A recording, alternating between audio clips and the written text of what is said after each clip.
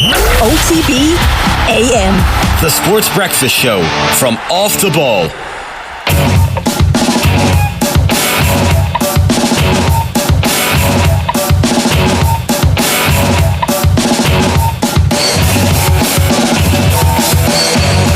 Very welcome along to Tuesday morning's OTB AM, the Sports Breakfast Show from Off the Ball. Myself and Colm Buig live with you until 10 o'clock this morning. Good morning, Colm. Nearly deafened there. I turned you up too loud. I was so excited by you. What a shirt. It's not a bad shirt, is it? You know? There's people can't see it. There's a few like football pitch type designs on this shirt. It's a Paul Galvin. We got to thank Paul Galvin for dressing us for this show.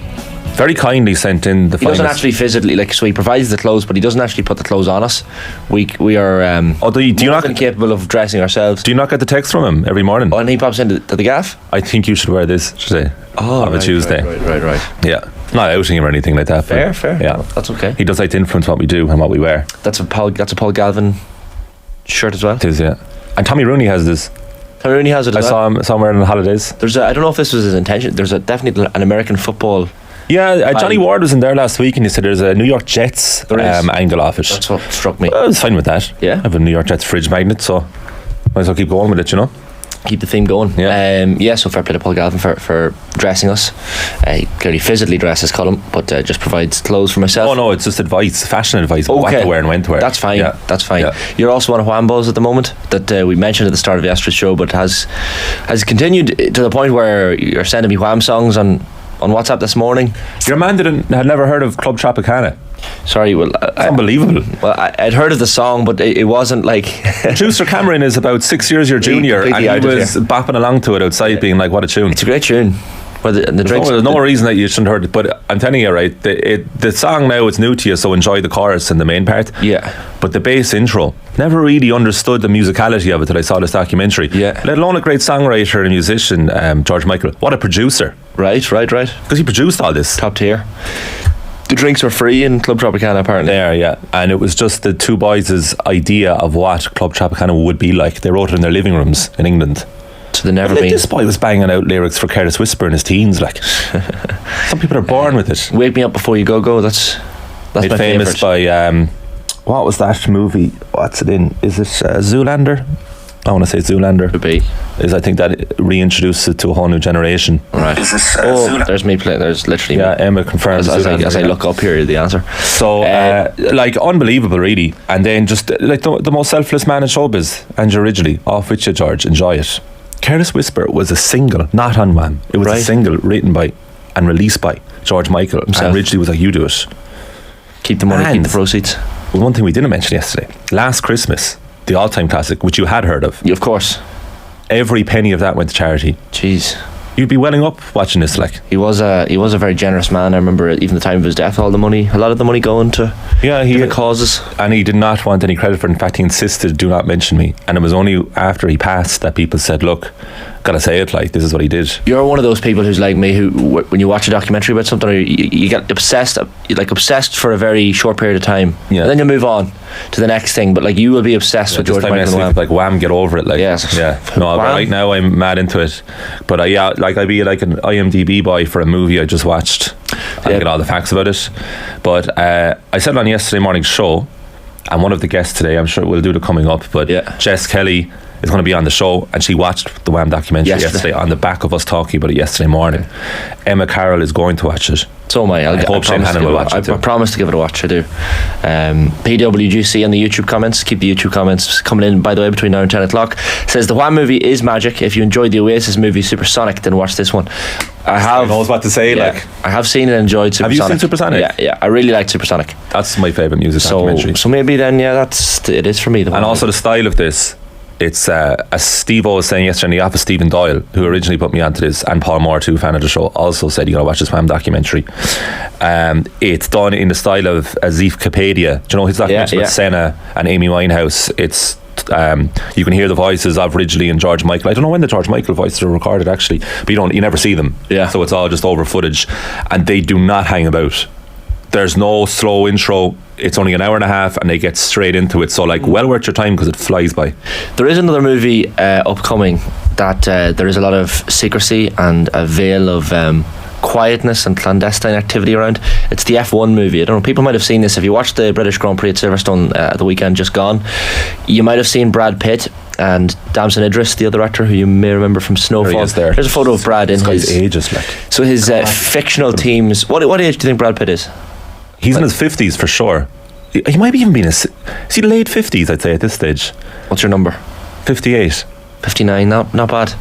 He is 59. He's a freak. That was good. He's a freak of beauty. He looks very, very well. Look at him, like. So he's wearing the clothes there of this fictional team from this as yet unnamed movie. He's done an interview in the last couple of days with Martin Brundle, the famous Martin Brundle from the pit lane walks, and he spoke to him about the experience of filming this movie. So when the drivers were walking out to the grid at the weekend, the 20 drivers, there were 2 extra drivers. So Brad, as you saw in that photo there, and Damson Idris, his co-star, as part of this filming for this movie, Brad also got to take a junior F2 car, which was modified to look like an F1 car, out onto the track. So he's literally driving at Silverstone in front of the tens of thousands of fans. And like he just came off the track, spoke to Brundle, and I've never seen a grown man as excited as Brad Pitt was coming off that. Like he said this is the time of his life. Like I don't think he's ever enjoyed a movie as much as making this one. Wow. It's unnamed. He did reveal in the interview Javier Bardem is going to have a role. He's basically, Damson Idris is the young up and coming driver on this team, kind of at the bottom of the grid. Brad Pitt is the washed up driver from like the 90s that was brilliant back then, but they've managed to squeeze him out of retirement for one last push. As kind of last roll of the dice for this team that are having a terrible time. You'd imagine then the Brad Pitt storyline is going to develop. Brad Pitt does kind of washed up very well. He does do washed up. There's something like for a leading man. He's more of a character actor, really. He is. But his looks betray the character actor aspect. Yeah. So I'm looking forward to Lewis Hamilton is one of the producers of this film. Jerry Bruckheimer, famous producer as well. It's directed by Joseph Kosinski, who directed Top Gun Maverick. So like that kind of vibe. They also, when they had that car out on the track that Pitt and Damson Idris brought out on the track, the amount of different camera angles apparently that they've had in the car, so like he says you'll never have seen speed in this sense. He just has a massive he loves riding motorbikes, Brad Pitt, and he for years he's an adrenaline junkie. He is big time. He's like a Tom Cruise. Interview with him in the peak of his stardom. Well, I suppose he's still peaking, isn't he? But in the late 90s with Oprah, and he's like, I don't really like watching sports, I have to partake in them all. Then there's also a scene that you forget about when Jackass, the show, first came out, right? And that was the biggest thing ever, the start of the 21st century. He appears in Jackass. Brad Pitt? Yeah, he's in an episode of Jackass. And he does a few stunts with them, and he's dressed up like in a suit, so you wouldn't know who he is, like in a costume. So he is in. And he does like run around like terrorising people or whatever they're doing. So he just did that because he wanted it. This is when he was married to Jennifer Aniston around that time. Brilliant. Like he just does whatever he wants. He's gone up in my estimation massively. Like this whole F1 thing is going to be. He was even like on the during the interview with Martin Brundle, he was like, "Oh yeah, we'll get you to do a cameo," because he's like a big fan of, like a huge fan of Martin Brundle's. Like he watches all the coverage of F1 every week. He's like, "Oh, you won Le Mans, and like you've done this and you've done that." It's like he is upset. Like this is an obsession for Brad Pitt. So this is like his movie that he's probably gonna look back on as the one he really enjoyed doing most. So yeah, I'm looking forward to seeing it. I have no idea when it's out. It's just being filmed at the moment. So Lewis Hamilton's one of the producers. Is Brad Pitt also producing? Because I think he is. Plan B is his company. They did Wolf of Wall Street. They're involved. Yeah, they're involved in this one as well. So I'm absolutely buzzing for this. Martin Brundle, by the way, is 64, so he's only 5 years older than Pitt, but the two of them stand. Martin Brundle looks well as well. Michael here in the comments, George Michael live in Point Depot was possibly the greatest live show I've ever been at. Would love to have seen him live. Taxi Driver this morning, obviously we got talking about documentary. Yeah, of course. We saw him twice. Live? Yeah. Right. Incredible. What was your first concert? Point Depot just reminded me there. Tell me what my first concert is. I think I was at Westlife in Point Depot. To him, I don't know. I can't remember now. I'll let you think. It would have been something in probably Parky Ring. Oh, of course. Good pronunciation, good Cork pronunciation there, yeah. Good Irish pronunciation, to be fair. Porky Ring. Connor says, did anyone see Brundle's interview with Cara Delevingne? Did you see this? I didn't actually see it. I saw the quotes of it. Sue Murphy came in yesterday and was like, did anyone see this? You have to watch this. Because Martin Brundle... Funny, is he? He does not give two you-know-whats. He just doesn't care. And he's doing the grid walk. He's chatting to people left, right and centre. And walks up to Cara Delevingne and there's a PR person or an F1 PR person beside her who's like shaking their head. And he walks up to her and says, 2 seconds for a chat. And all she has to do is say, yeah, having a great time, it's a lot of fun, it's crazy, it's great to be here. And he will walk on, he doesn't care. But she's like, no. And Martin's like, just 2 seconds for a chat, like it won't take up too much of your time essentially. And yeah, she's not having any of it. She had to come out on social media afterwards, and because she doesn't come out of it looking too well. Oh yeah. And she was explaining, look, I was told by the PR person not to say anything, and everyone's like, well, you could have just said the most basic thing of all time. A lot of the people on the grid, for some reason, these celebrities, their PR people don't warn them and say, here's a photograph of Martin Brundle, he's probably going to put a microphone in your face, just say a little something nice for 2 seconds and he'll walk away. But yeah, he's had a lot of these awkward moments. Was Beyonce one of them at one stage? There's been like countless moments on that F1 grid where Brundle has Darragh O'Toole says she was so rude. Jack says she came across so petulant. Haas have come out and said that he shouldn't have pushed her. There is that element too. People think that Brundle maybe gets in people's faces, but look, it's quick, it's chaotic on the grid before an F1 race. Yeah. But yeah, looking forward to that movie. Yeah, I should mention before we move on, here's what is coming up between now and 10 o'clock on the show this morning. We will talk Manchester United with Daniel Harris from around 8 o'clock. Mason Mount. We'll talk De Gea's exit, Andre Onana rumours, the club's sale gone a little bit quiet in the last couple of weeks as well. Jenny Claffey's going to be in studio from around 8:25 for the latest on Wimbledon, and possible news of a little challenge that is upcoming for Team OTB. And John Duggan coming up at 8:45. We'll reflect on the weekend's hurling. He's of course devastated after Clare's defeat. 8:55 Jess Kelly will talk us through Hawkeye. How does it work? How much does it cost? Why does it not work in big matches at the odd time? Famously at the Monaghan Armagh game recently, the Galway Armagh game, or no, Galway Derry was it last year? Half time, that was madness.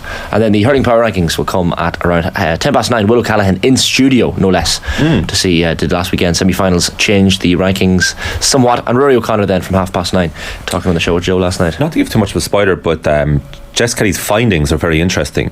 On Hawkeye. She's kindly sent them on to you and I, but we'll save it for the slash. But it's well worth tuning in for, because the stats around it are bonkers, really captivating actually, because it is such a contentious system. Like, was this so for the 2 quarterfinals in the football the weekend before last, they used them on the Saturday and they dropped it for the Sunday. Yes. I remember my reaction being like one of total unsurprise. Yeah, because in case acceptance. Well, what if there had been a contentious point on very luckily both of those games were whitewashes, so it didn't really matter. Exactly, and there were no incidents of note. The other thing about Croke Park is the Hill 16 violence. Yeah, again. So I saw the image or the video yesterday from Sunday of the Clare fan, someone wearing a Clare jersey leaning over a woman in a Kilkenny jersey, almost hitting her. Yeah. Obviously to hit a lad behind her also in a Kilkenny jersey. This seems to be happening a lot. Monaghan and Armagh fans, clearly very young in the video that I saw, probably filled up with drink on the bus up to Croke Park that morning, just battering each other on Hill 16 as well. Didn't it happen? That happened the previous weekend as well. Yeah, so it seems to be happening. In the Armagh Monaghan match. Yeah, so the Armagh Monaghan game, and then the following day. Yeah. What if the other quarterfinals had happened again? I can't remember which sets of fans. I'm not going to. Was it Dublin Mayo or Cork Derry? I can't remember which. I don't remember that footage now. No, there mightn't have been footage, but I think there was talk of incidents potentially happening. I don't know. The threats from the GA seem to be that we'll have to put numbered seating. What's growing trend? Like I look, this could have been happening throughout the years and it's undocumented, and just discussed. But now, obviously, we have footage of this thing, and it seems to me like it's a certain demographic are engaging in this violence. Sure. Like it's like lads in their early 20s. Yeah, and I don't know what they're inspired by. Like it could be like substances, it could be like the Andrew Tate generation or whatever. Yeah, it's mad though, because like the first port of call seems to be violence. Like usually at GA matches, like there's a bit of crack and a bit of back and forth and it can get heated, but it always remains verbals. Like it's actually a testament to your wit to see who wins the fight really in GA matches when fans are sharing spaces. It's funny, like, it's horrible because it was the last batch of like sports where you could genuinely share the space, like in GAA, 100%. Like it's a complete foreign aspect. If you were to say to your typical Premier League fan in England, can you imagine Liverpool and Everton fans sitting beside each other? And that wouldn't be the strongest derby. Apparently it's getting worse now as the years gone by, but Celtic Rangers sitting beside each other, or even just a standard Premier League game of like Fulham against Newcastle at Craven Cottage. The idea of mixed fans, like, I know, it's mad. So it's something to celebrate in GAA, but obviously it's a massive minority that are engaging in this type of nonsense. Like, but it's not.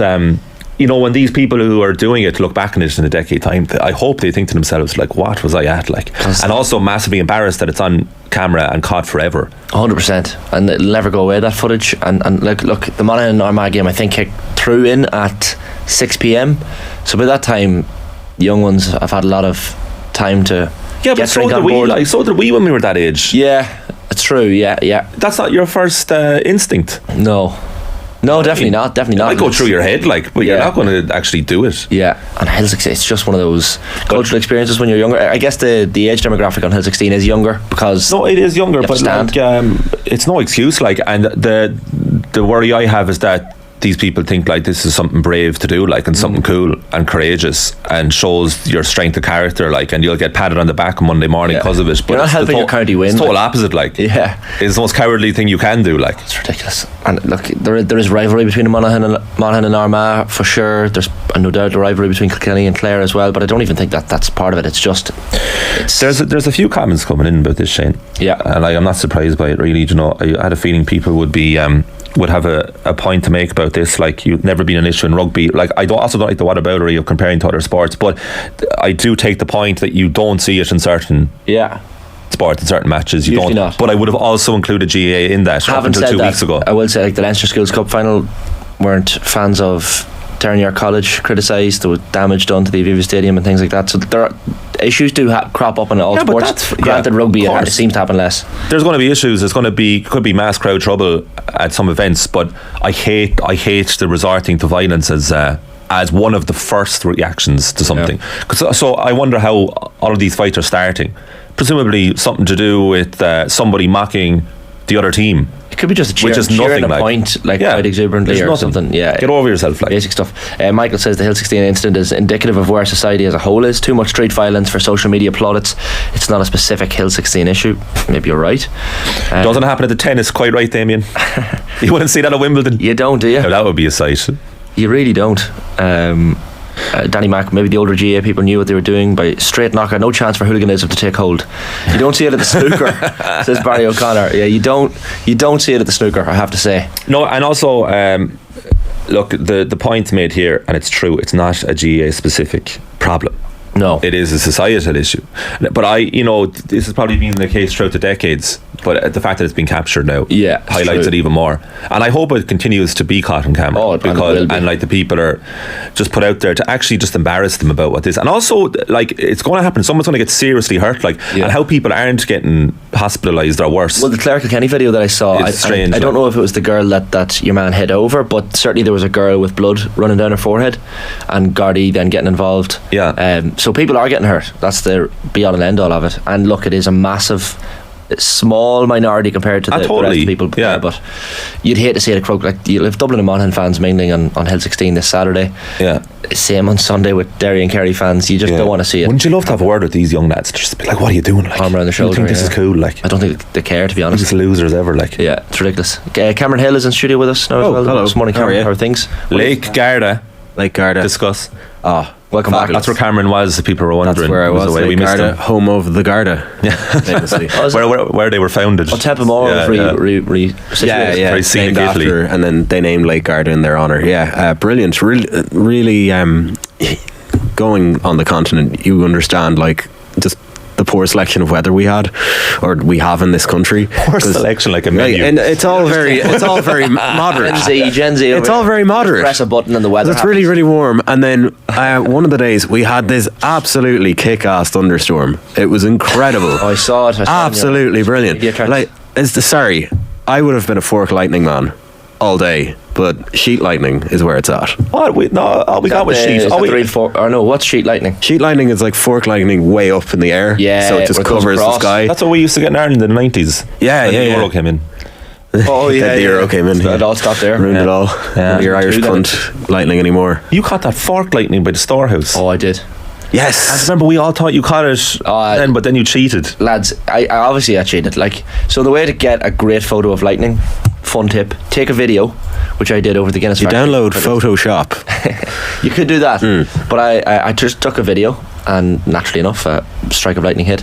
Then you just pause your video, after you've saved it, and like scroll along until you see the little bit of lightning, pause it somewhere, take a screenshot of that part, edit it to make it look cool. See, I think that counts. I don't know, man. The artistry's gone. Like back in my day, people used to capture lightning live. That's what frames are. Do you know? Exactly, a lot of people, you got to appreciate the artistry. And I sat there for long enough to get the good lightning. Do you know? Yeah, big Thunder Lightning fan myself. Yeah. Do you know, we actually, I was so bored last night, myself and my housemates. Oh, you bored for? Well, sorry, there's no midweek football. I got research to do. It was a massive Wimbledon match. I could have watched Wham. Wimbledon was alive and well last night. On fire, as the kids would say. Do you know what I did? Was lightning. Do you know what I did instead? What did you do? We power ranked the bridges of Dublin. Oh my God. We went along the Liffey and we were we're going to memorise all this. What's your bottom? Are you saying this publicly with the light on? Tom Clark Bridge is number one. Yeah, over beside the 3 Arena. Halfpenny Bridge is obviously it'd be in the amber in the performance rankings because it's beautiful with a lot of tourists. Speaking of, I don't care about this at all. Speaking of the social media capturing, I was minding my own business on social media yesterday. I was scrolling through and saw the Camp Nou being demolished. Oh yeah. So Barcelona are playing in the Olympic Stadium next year while their stadium gets refurbished. I was actually on to Graham Hunter last night. I was asking him, is this a big deal in Spain? And he said not really. There's a video here we're going to play of the actual demolition, so if you can't see it's just the cranes getting to work on the new camp and that's a sad demolishing it before our very eyes, but it will be much improved, we hope, when it comes back. But it was one of the iconic stadia in the world, sure. And on Friday the two of us in Ashling spoke about our favourite sporting venues off the back of Claire Balding's statement that the Central Court of Wimbledon is the greatest sporting stage in the world, and we got quite a few comments afterwards on that. Where does Camp Nou rate for you? So I've been to the Camp Nou on one of the tours as a youngster. Exactly the same as me. Never at a match. Emma Carroll's the only one, I think, of the production team who've been to a game. I feel like you need to have been at a match to really give the view. But I mean, obviously as a stadium, it's unbelievable. Did you say Camp Nou or Nou Camp? I used to always say Nou Camp, and then I realised it's Camp Nou. Yeah. Have you been? I've been, and I had the chance to go to a Barcelona game back in 2014 because we went on a school tour, an ill-fated school tour to Barcelona and Toulouse, and I won't go into why it was ill-fated right now, but it was ill-fated for me when we went to Barcelona because a load of the lads went to, I think Barcelona were playing Getafe, and it was like an 8-0 win, and Messi scored a penalty, and I said, do you know what? I'll probably see Messi plenty of times in my life, and 9 years later that hasn't happened. At least you saw him score. We need to go OTB Miami to see him now, because I want to see him before he finishes up. I saw Cristiano play when Portugal played Ireland at the Aviva there the year before last, I think. It was November 21. I saw Ronaldo at Old Trafford. But I saw him at Old Trafford too, actually. Manchester Derby 20 years ago, 2003. 20 years ago. His first season. But it's a bit of a shame because Boca Juniors are also doing the same with their stadium. Our previous colleague Enda Call highlighted that for me, that like it's again a kind of an iconic stadium that's been changed and homogenised like everyone else. And look, this, like, you look at Atletico Madrid's new stadium, it's incredible. Bayern Munich's upgrade is unbelievable. Tottenham Hotspur Stadium, like I've been, it's on that stadium is unbelievable. It's such like a day out, like it's like a festival, and the football's almost on the side. So like objectively, facilities are improving a bit like footballers. The level of football now is at an all-time high, but what you do sacrifice is the romanticism of it. What makes these grounds unique, and that's, I know how long League of Ireland fans have been waiting for any sort of revamp to their stadium, but if it comes one day, I hope that they maintain some of the identity of, say, a Dalymount or a Talca or Richmond Park. I do think it will go around in circles, and I do think that will become an issue, and I'd say the new generation of architects and designers coming through will be like, we need to stand out a bit and have a bit of character about us, so hopefully it will go the other way. But it seems like every stadium around the world has been kind of Celtic tigered to death, like, where it's like the best of everything. Funny you should mention FPL. Rubber Ducky says that sheet lightning was a creation of the Celtic Tiger, which I didn't know. So it was pre-Euro. Paddy McCreevy, It was pre-Euro, then maybe the sheet lightning came in. As Minister of Finance. Euro, January 1st, 2002. They launched it. Yeah, very good. Yeah. Love that. This is the perfect comment, Cameron. Makes so much sense. C. Bracken, love how Colm reins in anyone who goes off on a tangent, aka me talking about bridges, but spends 5 minutes talking about Wham. That is perfect. Wham is in the news. All I wanted to do was mention bridges, and it's like, move on. Wham is in the news. Let us know in your comments. What's your saw the bridge? audience decline. The Sandbeck. That bridge was good. What's your favourite the audience bridge? Going downhill. Yeah. Sandbeck. What's Have you your ever seen the favourite bridge? Have you ever seen the Sandbeck Bridge open? The which? The Sam Beckett Bridge. Yeah. That's up there, by the way. Sam Beckett is one of the. But have you ever seen it open? Rosie Hackett's another decent bridge. Because there was a thing for years that they couldn't find the key for it. All right. Like they didn't know where the key was to open Sam Beckett Bridge, so it never opened. That's good. That's how you do a bridge story. Oh, they couldn't find the key for the bridge. That's funny. Yeah, that's good. That's interesting. Yeah. I like more that. to Cameron, we say. I do want to mention before we move Stamford on, Bridge, by the way, Rubber Ducky says. That's not because it is. It's an important or a big sporting birthday today. And just before we get to that, it's not my birthday. Matt Doherty re-signing for Wolves. The news broke last night. TalkSport reported about 10 p.m. What do you make of that? And he needs to play football. How many minutes did he play at Atletico? 18 in total. So literally one appearance, was it, or two? He came on twice. I think it was 14 and 4. Open to correction on that, but it was very, very little anyway. Strange. And I remember in the office at the time. Were you there that day when it was on breaking news and Sky Sports News, and we were all like, the one TV in the office, and we were all like, Matt Doherty to Atletico, and we all had to reread it to each other to make sure that this was true. And we were all super excited. And I think the game where he appeared most, which is about 16 minutes, I think, off the bench, was relatively early. Yeah. So the signs were good, like. Yeah. And then I'd be on the live score app every time Atletico played, and it would be Doherty number 12 unused sub. Yeah. Every single, like, he was making the bench at least, but at the same time was going nowhere near the pitch. At least he could say he played in La Liga. Yeah, he did, exactly. It's a bit like when Steve Finnan went to Espanyol and Ian Hart went to Levante, but I think Hart to Levante actually was pretty successful. I think he played a fair games as a result of him moving there. I don't think Finnan played too much at Espanyol. No. But it's an awful shame for him. But at the same time, look, Wolves is where he stood out, I hope Julian Lopetegui gets the best out of him. Well, absolutely. With Nathan Collins gone now, Lopetegui has an Irish defender-shaped hole on his bench. That's true. So he needs to fill that. Yeah. Steve Finnan played 4 times for Espanyol. Yeah, 4 times. That was another January transfer. 08 to 09. I remember season. that. Yeah. Levante, meanwhile, for Ian Hart was slightly more successful, as he said, 04 to 07, just after he left Leeds and before he went to Sunderland. So 66 games for Levante and 10 goals. Oh yeah, brilliant. Yeah, what a player. Probably underappreciated a little by us, isn't it? Ian Hart. Don't talk about him enough. Jesus, yeah. Set piece master, like at Leeds. Brilliant fullback. Really outstanding. And just one more anniversary too. On this day, 2010, the World Cup final, the Netherlands against Spain. Andres Iniesta, 116th minute to win it just before penalties. Arjen Robben at 0-0 through 1-1 with Iker Casillas. I'd say he still thinks about it. 13 years ago today. Do you remember it? Absolutely awful final. One of the worst I've ever seen. The Vuvuzelas were too dominant in anything. But it wasn't as the Colin Muani's Emi Martinez's save from Colin Muani in the most recent World Cup final before Christmas. Is that a more iconic save? Oh no, that's interesting that you think it like that. Yeah, because I would say you're totally correct that that's an iconic save. That would have won the World Cup. Yeah, but I thought like Robin had all day long to finish it, which is, by the way, not necessarily a positive when you have that much time to think. But that was peak Robin. Like I think 3 months earlier he had knocked Manchester United out of the Champions League with Bayern at Old Trafford, a volley from a corner, like supreme player. But see, this is the Gardaí from Lake Garda calling Cameron. They're like bridge owners of Dublin calling him. Yeah. Let us know your favourite bridge.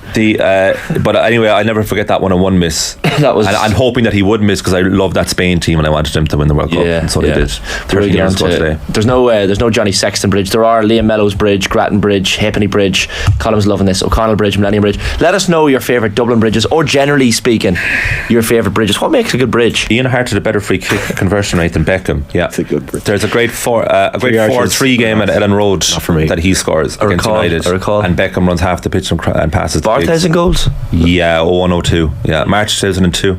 My father's 50th birthday that day. How do you remember that?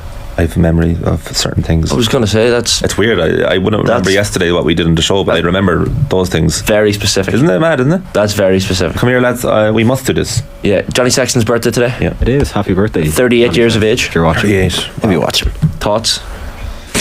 Well, no, I mean, I do. It is interesting because happy birthday, by the way, Johnny. Do we take him slightly for granted? So, when obviously we cover a lot of rugby on the show, and it's where people are what they want to hear, and no matter what time of year it is, people want to hear about their rugby, and we always just kind of breeze over Sexton and his brilliance because we all assume it's just it's kind of a bit dull because everyone knows how much of a legend he is. Yeah. But these are the type of players that you actually do need to hone in on and be like, hold on, he's generational. Yeah. From the moment he went in there and took Ronan O'Gara out of the team, he's never looked back. He's the one player that when I ask fans from abroad They all really dislike him, but they'd all put him in their team straight away. The ultimate sign of respect. Sign of respect, because they were like in France, they really don't like him. Even after his 2 years. Oh, especially after his 2 years. So for context, Cameron lived and worked in France. I did. So this is good knowledge here. So why is that? What's the vibe and why? I don't. There's definitely a feeling he didn't really take racing all that seriously, and he's even mentioned himself that if he could have spent his whole career at Leinster, he would have, and maybe that racing mightn't have been the greatest idea. But they don't necessarily like his back chat to the referee. More on that tomorrow, I guess. But yeah, everyone's really jealous of the fact that we have this generational talent, this world-class player. Probably, I don't know, would you say he's probably Ireland's greatest ever rugby player at this point? Yeah, I mean, it's him and Brian O'Driscoll, I think, is the debate. And I think if Sexton keeps going, and if he does come back and does appear and does something productive in the World Cup, that might tip him over the edge ahead of O'Driscoll. It's hard to know. I suppose it depends where you are in your life, what age you are. Like, I grew up with O'Driscoll and the hat-trick in France, and I remember that vividly, and all his great moments, and how, a bit like what Cameron was saying, like how the world viewed him was of the highest respect. And like O'Driscoll, even the peak of the All Blacks in the noughties, like you'd argue that O'Driscoll could have played second centre. O'Driscoll burst onto the scene more. I think Sexton was like, who's this kid? Like, but I mean, in terms of a one game, oh my god moment. Well, he announced himself that because we have a fact file here, but I remember vividly that 2011 Heineken Cup final where he scored 28 points and basically won the game for Leinster when they were 25-6 down. Is incredible. Yeah, and I don't think, well, maybe Leinster fans go on about it, but as an Irish public, we don't talk about that enough. No, we don't. He basically pulled them, dragged them over the line for their second ever Heineken Cup. It's incredible. Yeah, and that is his 2000 in Paris moment. Yeah, that's true. And I just will never forget, like, coming on for Philippe Cantapomi as a young fella. Yeah, that's true. And then just single-handedly taking the game by the scruff of its neck. Here's how long he's been playing. His debut was against a team called the Border Reivers from Scotland, who don't exist anymore. Yeah, you know your old longevity is incredible, and it's rare you see.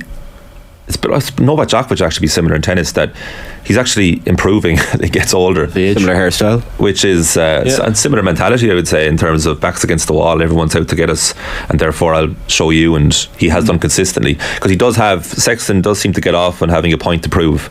I mean, it's so hard to believe he was left out of the Lions tour, isn't it? Madness. Complete madness. It's incredible. Back, like. And then his reaction to being dropped 2 years ago. Yeah. To being left out, and how brilliant he has been right up until the England game at the recent Six Nations. Yeah, Jesus. Just how excellent he's been, and how reliant Ireland have been in the 10 jersey for Sexton.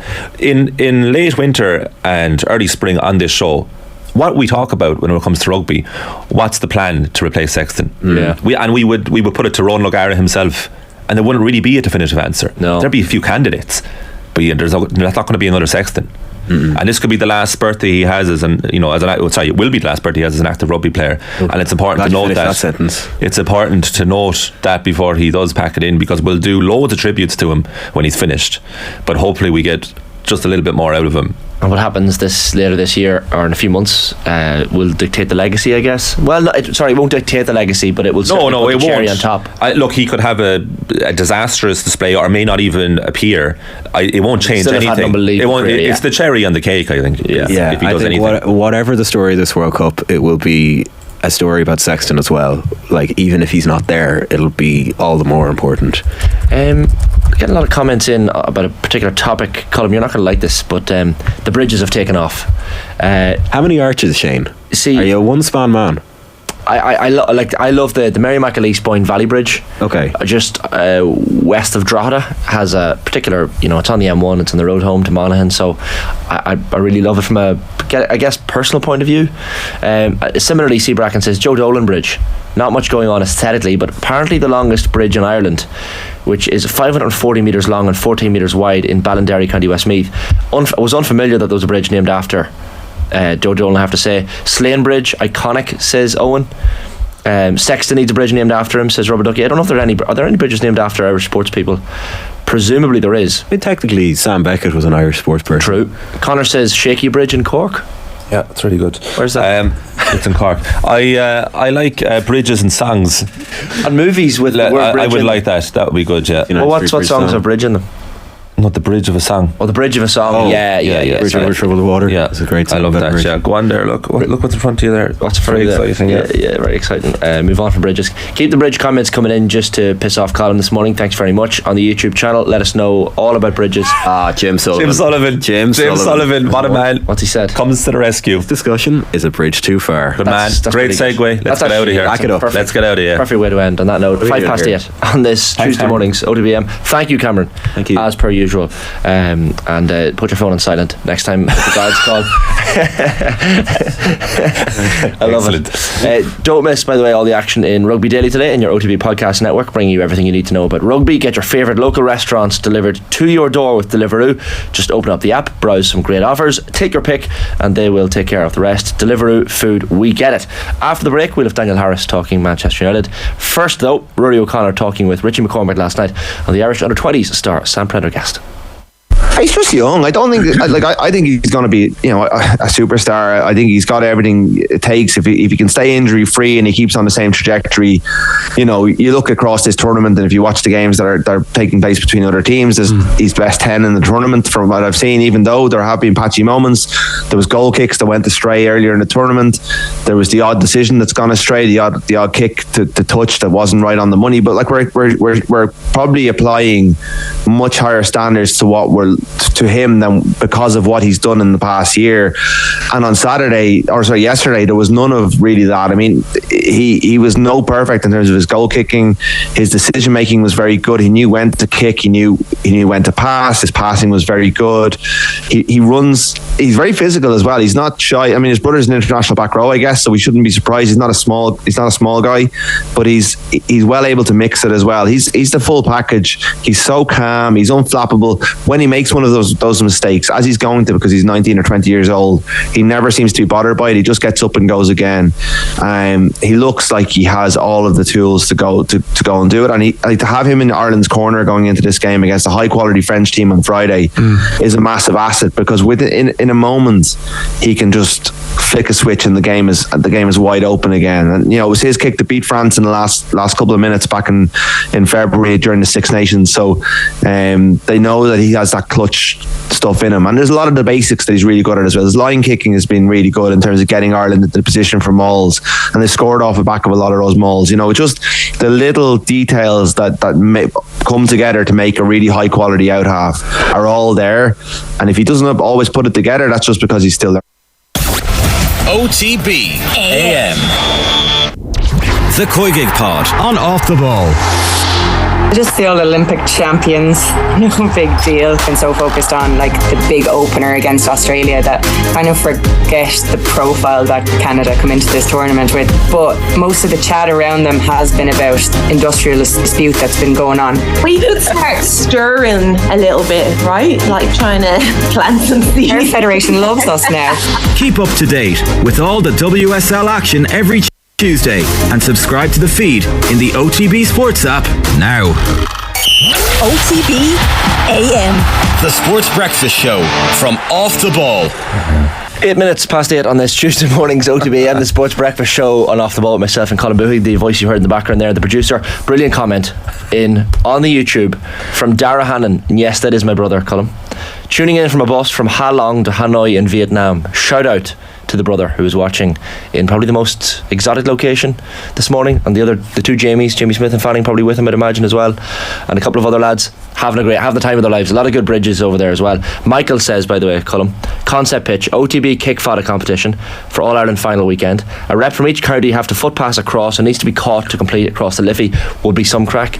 Oh, we might have got an idea here. Sorry, Daniel Harris, we'll get to you in a second. Jenny Claffey, we've challenged her to a tennis match. Oh yeah. She sent the group a voice note, and we're going to play what Jenny said to us. Right. Interesting. It's very exciting. Speaking of challenges. Yes. 9 minutes past 8 on this morning's Tuesday's OTB AM, and delighted to say Daniel Harris is with us on this morning's show. Morning, Daniel. How are things?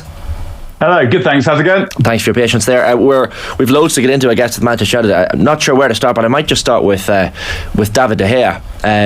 End of an era at Manchester United, and I guess expected at the end of this season. He was on a serious amount of money. Sad for United fans all the same, and maybe sad the way in which it's been handled by the club. Is that fair? Not really, I don't think. In that, if you look at it, he's had probably a bit longer than he should have done, because the rest of the team needed so much work that he had to be something that was addressed later. And I actually think there's probably a chance that Ten Hag thought that he might give De Gea one more year and then address the goalkeeping situation next summer. The behaviour in the run-in was so poor that he had to do something about it. And I don't think that David De Gea can complain. He's not been really good for quite a long time now. And it's actually pleasing to see some ruthlessness, because if you look at it from Ten Hag's point of view, he couldn't drop De Gea, in his opinion, last season because he still needed him. So they had to make like there was going to be a contract offer, even if there wasn't, because they had to get the best performances out of him that they could. Then when the performances weren't good enough, I guess the managers just had enough. And that's how top-level sport is. Or should be. It's ruthless. And David De Gea hasn't earned Erik Ten Hag's loyalty, so he didn't get it, and I don't feel particularly bad from him. The guy's earned tens of millions of pounds out of whatever it is out of Man United over the years. He was good for some of that time, he was not good for some of that time, and the time has come to get someone different, because the way that he keeps goal was holding the team back. And I think the frustration for me with him will always be that the things he seemed to refuse to get better at feel like things that goalkeepers can get better at, as in you can't make your reactions very much quicker, for example, and he had the greatest reactions of any goalkeeper I've ever seen by far. But surely you can get better at coming for crosses, at controlling your defence, at commanding the box, at pushing the defensive line forward. And he just refused to really do anything apart from make reaction saves on his goal line. Daniel, not to get too sentimental about multimillionaires, but is it a bit of a sad ending after 12 years? It's a social media post that David De Gea has left the club after contract negotiations end and there's no offer of a new contract. Because if you look back and throughout his whole United career, so you'll remember his debut in the Community Shield in the Manchester Derby, Edin Dzeko's shot from distance squirmed under his body, and subsequently Wayne Rooney's talked about, and Gary Neville said they didn't think this guy was going to make it. He was too skinny, he was too slight. But then over the preceding decade, like the middle of the last decade under Louis van Gaal and then Jose Mourinho, like David De Gea was United's best player consistently. 2017-18, I think he had the record for the most number of saves in a game away to Arsenal. Even last season he kept the most clean sheets in the Premier League, which is the second time he's done that. But for you highlighted his weaknesses there and his strengths. What do you think his legacy is going to be at United? Or to put it another way, what do you think of De Gea? He seems like a good guy. I find him a frustration, and having been good under Van Gaal, United's best player under Van Gaal is, I don't know, Juninho's taller than Danny DeVito, whatever. It's to low standard. But he still had to do it. He still had to do it. Yeah, fine. Yeah, but what was he actually doing that was good? It was the same thing he's always done. Those brilliant reaction saves, a few good one-on-one saves. And obviously United would have been much worse off without it, but he wasn't as good a goalkeeper as Edwin van der Sar or Peter Schmeichel. He wasn't as reliable as van der Sar. He didn't make as many match-defining saves as Schmeichel. He didn't offer as much in an attacking sense as Schmeichel either. So I think that he seemed like a good guy.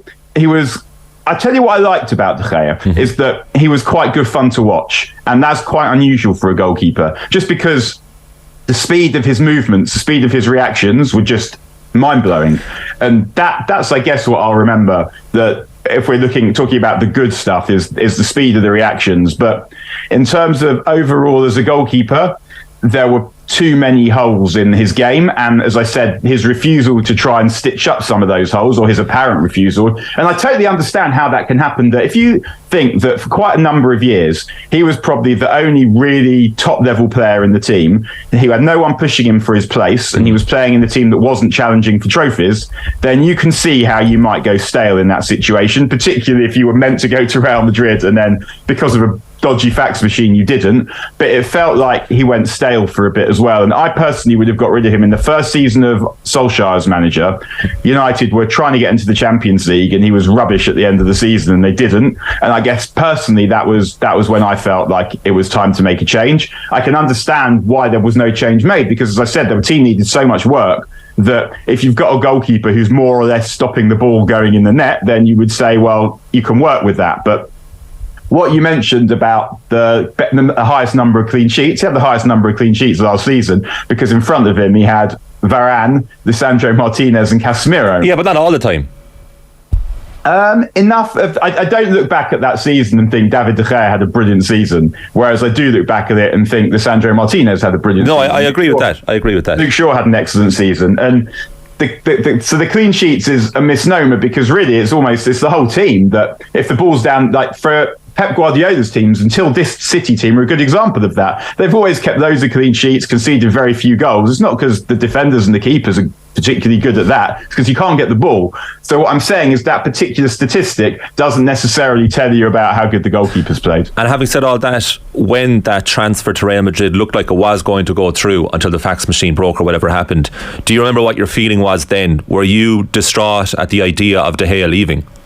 I don't think I'd ever be distraught at the idea of a player leaving, and that players come and go, and it's not and I've seen much better players come and go than David De Gea. And also, I guess at some level, you perhaps form less attachment to goalkeepers. I'm not sure. But what United need now is, first of all, they need someone who's not going to let him p-rollers, as he did at West Ham and against Manchester City in the cup final. And I'm sure the cup final would have been the absolute final straw for Ten Hag. I know it was for me, where I'm thinking, just thinking purely as a supporter, I'd happily never clap eyes on you in a United shirt ever again for that. To let in a goal like that, when you fought your way back into a cup final that's also a local derby, and with the treble still on the table, that to me, I totally understand why the manager has had enough of that. And it's actually about time that there was some ruthlessness, and it looks like that's extending to Harry Maguire too, where you can see the kind of briefings that are coming out suggest that the pieces are being moved to get him out the club as well, so that not because he's a bad person to have around, but they need the money to go do other things with it, rather than just keep a fourth choice, fifth choice centre back. Yeah, he was the last remaining player that had played for United under Alex Ferguson at the club as well. Feels like that 4-0 defeat to Brentford back in August was a turning point in some ways for his future and the distribution, of course, this season. Shot stopping was never really a concern, but the distribution certainly from feet was maybe an issue. I know that this is a subjective question, Daniel, but where does he rank in terms of United's goalkeepers? I guess Schmeichel and Van der Sar were there for shorter periods, and yet probably still shaded for most United supporters. Oh, they're miles better than him. Van der Sar, different goalkeepers for different times, I guess. What's interesting about Schmeichel is when you watch old United recordings back, you see that Schmeichel, I kind of remember it from the time too, but he made quite a lot of mistakes, Schmeichel. Yeah.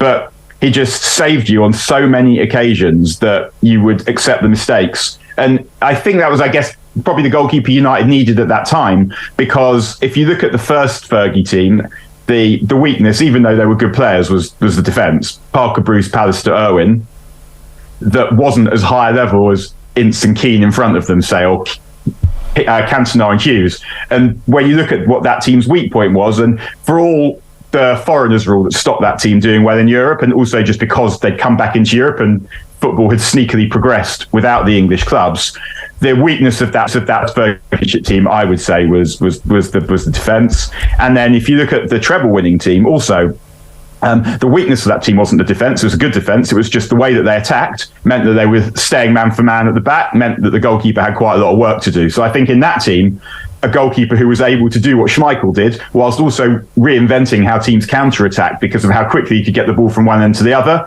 was made Schmeichel really special. And the thing with Van der Sar was Van der Sar played behind what I would say is United's greatest ever defence. And that defence, I can't remember that many brilliant games Van der Sar had, or that many brilliant saves Van der Sar made. I remember one really important game against Fulham in 06-07, where without Van der Sar they lose that game. But I can't think of very many others at all. But what I also can't think of with Van der Sar is very many mistakes. And that's what that particular team needed. When it had the defence was so good and the team itself was so good that you just needed a goalkeeper who would be solid, who would control the defence, who the defenders felt confident playing in front of, and obviously who who would be able to save Nicholas Anelka's penalty was also quite helpful. But just speaking more generally than that, whereas De Gea, the thing with him was we have loads of amazing saves, but you could tell the defenders did not enjoy playing in front of him because he kept goal like a table football goalkeeper. He just moved side to side on the goal line and try and stop stuff with his feet, where he would never. I remember there was a moment in the cup final where a cross comes in and it's kind of going near post and he just doesn't come, and it's 6-yard box territory, and in the end Varane has to get rid of it. But the goal, you could see that the players didn't like playing with him. And when we talk about the ability to play with feet, that is helpful. And it's becoming more important. But a coach once told a friend of mine that in order for it to really make a difference, ability with feet, you've got to be as good as Ederson. And very few people are. But number one, the guy who looks like he's coming in, Andrea Nana, is that good. It's like having an extra man in the build-up. But also, De Gea's, the thing about De Gea, I think, that made the most difference wasn't the fact that he couldn't play make from the back. It was that he was so deep that the rest of the team had to play 10 yards deeper, that made it harder to work the ball up the pitch. And it was more that you generally, ideally, you're trying to condense the play. You want as little space as possible between the lines. And having De Gea meant that you had to have much more space in behind than you would want. And it made it much easier for opponents to put balls in behind. So to put United under pressure and to stop United building pressure. And I think that will be the biggest difference, how high the team are able to play once it's Onana in net rather than De Gea. Concerning news about Edwin van der Sar too last Friday, about all that. The thing about Peter Schmeichel is he kind of made mistakes almost look good. There was one against Barnsley, I think, at Old Trafford, 1997-98. He goes he goes to volley it out. It's on the bounce and he goes to volley clear it and he totally slices it and Barnsley score from it, but he actually nearly gets back in time to stop it. But there was something about it was even his authority there. Daniel, I was in the shops on Saturday minding my own business and I looked over and I saw a guy wearing a Manchester United jersey from last season with Jones number 4 on the back. Now I assumed it was sarcastic or a bet or something. His name was Jones maybe. He's another player who's gone after a long time at the club. Did you have high hopes for him when he first came in? The famous comparison with Duncan Edwards, like, is he very unfairly treated and maligned because of his unfortunate facial expressions when clearing the ball, or was he actually a good player for you? I mean, that's just sort of football culture, isn't it? That people take the piss out of each other, and it's very easy to understand why that happened to Phil Jones. But yeah, I feel sorry for him that his career worked out in the way that it did, because United in the first instance, they didn't really want to sign him. They were trying to sign Varane, and Varane went to Madrid, so they signed Jones instead. And he did start well, but like a lot of players, him and Welbeck, I would say in particular, really suffered from Fergie retiring. But Jones obviously also suffered from injury, and whilst it's hard to feel too sorry for a multimillionaire who's won the league title playing for Man United, that's not bad. I think that we'd all probably take that. The frustration, I remember it's something I saw Mario Berrettini was saying the other day, the tennis player, that he spent just days crying in bed because he couldn't compete. And guys like us, we cannot understand the frustration that it must feel, that where you've got these lads who've sacrificed everything to be footballers, and yes, they are handsomely rewarded and they have fame and money and a lovely life. If you can't compete, the pain that you must feel, the frustration, the threat, the way that must threaten your mental health to just like constantly be rehabbing and going into training to rehab and watching the other boys be in the other dressing room away from you and go out to play and go through that constantly over and over again, you could understand like how much that must hurt. So whilst on the one hand I feel like Phil Jones did pretty well, and yeah, I did think he was going to be a better player than he turned out to be, he wasn't really able to be that much of a better player just because of the constant injuries plus all the upheaval that was going on around him at United. But the last time he played for United, he played last season, didn't he? He played one game and he played well. He became a meme or a joke because of, as you say, the facial expressions and some unfortunate incidents, particularly in derbies. But yeah, Phil Jones could have been a good player, and he wasn't. But at the same time, he's probably had an all right shake of life at the same time. Daniel, David Beckham, Brian Robson, Eric Cantona, George Best, Cristiano Ronaldo, Mason Mount. All players who have now worn the number 7 jersey for Manchester United, or will certainly once Mount gets the season underway. What do you make of this Mount signing, and I guess how exactly and for whom exactly does he fit into this United team? I think Mason Mount's a player I guess I've always admired but never coveted. Managers love him because he follows instructions. You know what they know that if they tell him to do something, he'll understand it and he'll do it in the right way. He feels. I always thought that United needed someone instead of Christian Eriksen, because Eriksen's lack of physical ability, whether strength or speed or power, was hampering the ability to control games. Eriksen still be good next season, someone you'd bring on with 20 minutes to go in games you're trying to see out and keep the ball. He's also someone you would think be good home when against teams who are defending deep, so worse teams at home. But I would have probably gone for a different kind of player to Mason Mount, because I don't want a situation where a knock to Casemiro or a suspension to Casemiro means that you're back to the same old. You don't have a player for that. And although it does seem that United are trying to sell enough players to sign Sofian Amrabat a bit later in the transfer window, I think I would have gone for the best possible player I could get, who could play either with Casemiro or instead of Casemiro. And for that, I would have wanted someone with a bit more physical power, who was a bit more of a ball carrier. But I can totally understand that Mason Mount is someone with a good temperament, who's shown he can perform in Euroleague, who can perform in big games, who is excellent at dead balls, who has a good range of passing, who can score goals, all of those things. I just think that the player that I was personally looking for would have been someone who is a bit more physical as well. And also, I wonder if Mason Mount is quite good enough. As in, he's a high level player. Is he as good a player as the best players in the team? I don't think so. And I felt like United needed another team of that standard. But he's 24, and Ten Hag obviously thinks he can improve him. So I'm excited to see how he does. Who else should Erik Ten Hag sign this summer, or more to the point, what position should he prioritise? Well, it looks like Mason Mount's obviously been signed. It looks like Onana is going to happen, so that's the goalkeeper sorted. The centre forward situation, it actually feels, and I bulk at saying this a little bit, so I understand this. I'm about to make myself sound ridiculous. So feel free to come back to me later on if I do. But it feels like there's some actual competence being practiced here, in that they're going one at a time. So they identified Mason Mount.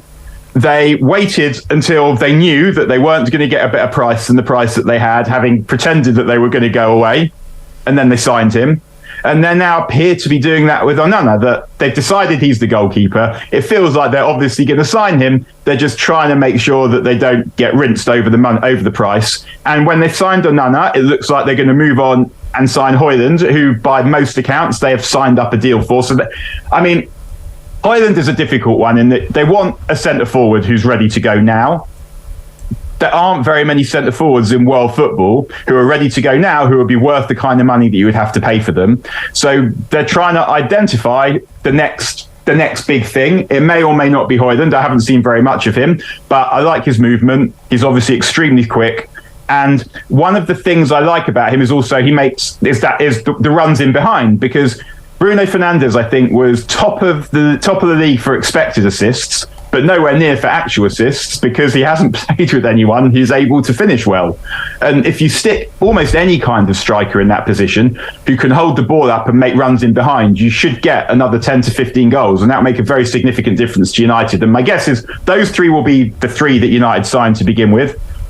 I wouldn't be surprised if they were able to get Harry Kane, if they had money to get Harry Kane, just for particularly that player. But otherwise, I imagine that they'll sell who they can, and who they buy will then depend on that. But it looks like the physical midfielder I just talked about, they want to be Sofian Amrabat, and he will be the next player that gets signed once they've sold, say, Dean Henderson and Harry Maguire and Fred, or whoever it is, however many players they need to sell to get the next player. And I would imagine after Amrabat, the next player would be a right back. And there is quite a lot of money in that squad. If you think about players who they don't want, Fred, McTominay, if they got a good price for him, they'd sell. Maguire, Van der Beek, Elanga, Henderson, they're going to get 20 million quid for. But even the other players, if you got 5 million quid each for all of those, that's again another player. And it won't be 5 million each. So I think that United should be able, if they continue this apparent competence, to sign the player that they've made, Mason Mount, Hurling and Onana. Looks like are going to happen. And then I would expect that if they sell properly, they should be able to get 2 more players after that. And at that point, it will be Erik ten Hag's team. Yeah. And there'll be no excuses. Not that we've got excuses for him last season, but I don't know if we can expect a title challenge next season, but we can expect some improvement and definitely a title challenge the season after that. But otherwise, you just don't know, because I think for United to challenge for the title next season, they'll need Hurling to step up at a level or two. I've no idea if he's capable of doing that, but they should be much better anyway, because Garnacho is going to be much better next season. So even if Hurling needs a season to acclimatise, you're going to have Garnacho a year older on the left, which means you can play Rashford through the middle. And just in terms of having Mount and Onana, you're going to have more of the ball. So you would expect to be able to be more dynamic in attack and more unpredictable in attack than before. Yeah, we'll keep an eye on the United transfer situation. 11 p.m. Friday, September 1st is when the deadline ends. Daniel, great stuff as always. Thanks a million for joining us. See you and see you. Bye, everyone. Brilliant stuff. Daniel Harris there on the line. 8:30 a.m. on this Tuesday morning's OTB AM, the Sports Breakfast Show from Off the Ball. Myself and Colin Boohig with you through until 10 o'clock this morning. Delighted to say Jenny Claffey joins us in studio now as well. Morning, Jenny. Good morning, guys. How are we? Jenny, hello. Keeping well. Hello. Keeping well. I'm hearing rumours left, right, and centre of these challenges between. I don't know who's involved here. I don't know what's involved. I don't know what sport we're even playing. Very simple. Is it paddle? Is it tennis? The challenge is clear and direct. Right. All parties understand it. So for people who are just tuning in, Jenny here represented Ireland at the European Games in paddle. You know, incredible talent to transfer from tennis to paddle. So Adrian Barry totally separately mentioned the idea of him and I playing paddle. Then Jenny told us you have to play doubles. So Jenny's going to play with me and Adrian plus another. Okay. Now Aisling O'Reilly put up her hand. Shane Hannon has put up his hand. Well, Jenny can also recruit her friends, but they'll be too good. That's one challenge. Would that not make it more fair though? Because then Jenny and her mate can go on different teams. Opposite sides. I'll be with Jenny. Then there's a good player with. And her mate might be very good as well. Her friend Susan can be with Adrian. This is Susan, your doubles partner. Yeah. CGC Colm is just teeing himself up there to be on the winning side. Yeah. Right. Wow. I thought this was going to be Jenny versus Colm. I can't believe we're sitting beside each other here. So that side, that was one challenge, and then the other one was straight up tennis 1-on-1. I thought the whole idea of all these challenges was you taking on Jenny in a challenge. It wasn't you getting to play with the international athlete. Like, what's the fun in that? I thought there's one of two challenges. We'd all love to play football with Lionel Messi on our team, wouldn't we? But like, you just called you Messi. I'll take that and run. I'd walk away now if I was you. You haven't seen me play football. Calm down this morning there. That's one challenge, and then the other one, as Emma Carroll has just said to us here in the live doc. No. The Friday chat was about tennis, but 1-on-1 with Jenny. You taking on Jenny in tennis? Yeah. Which, what's the point of that? What do you mean? What's the point? Well, what's the point in you? There's a reason.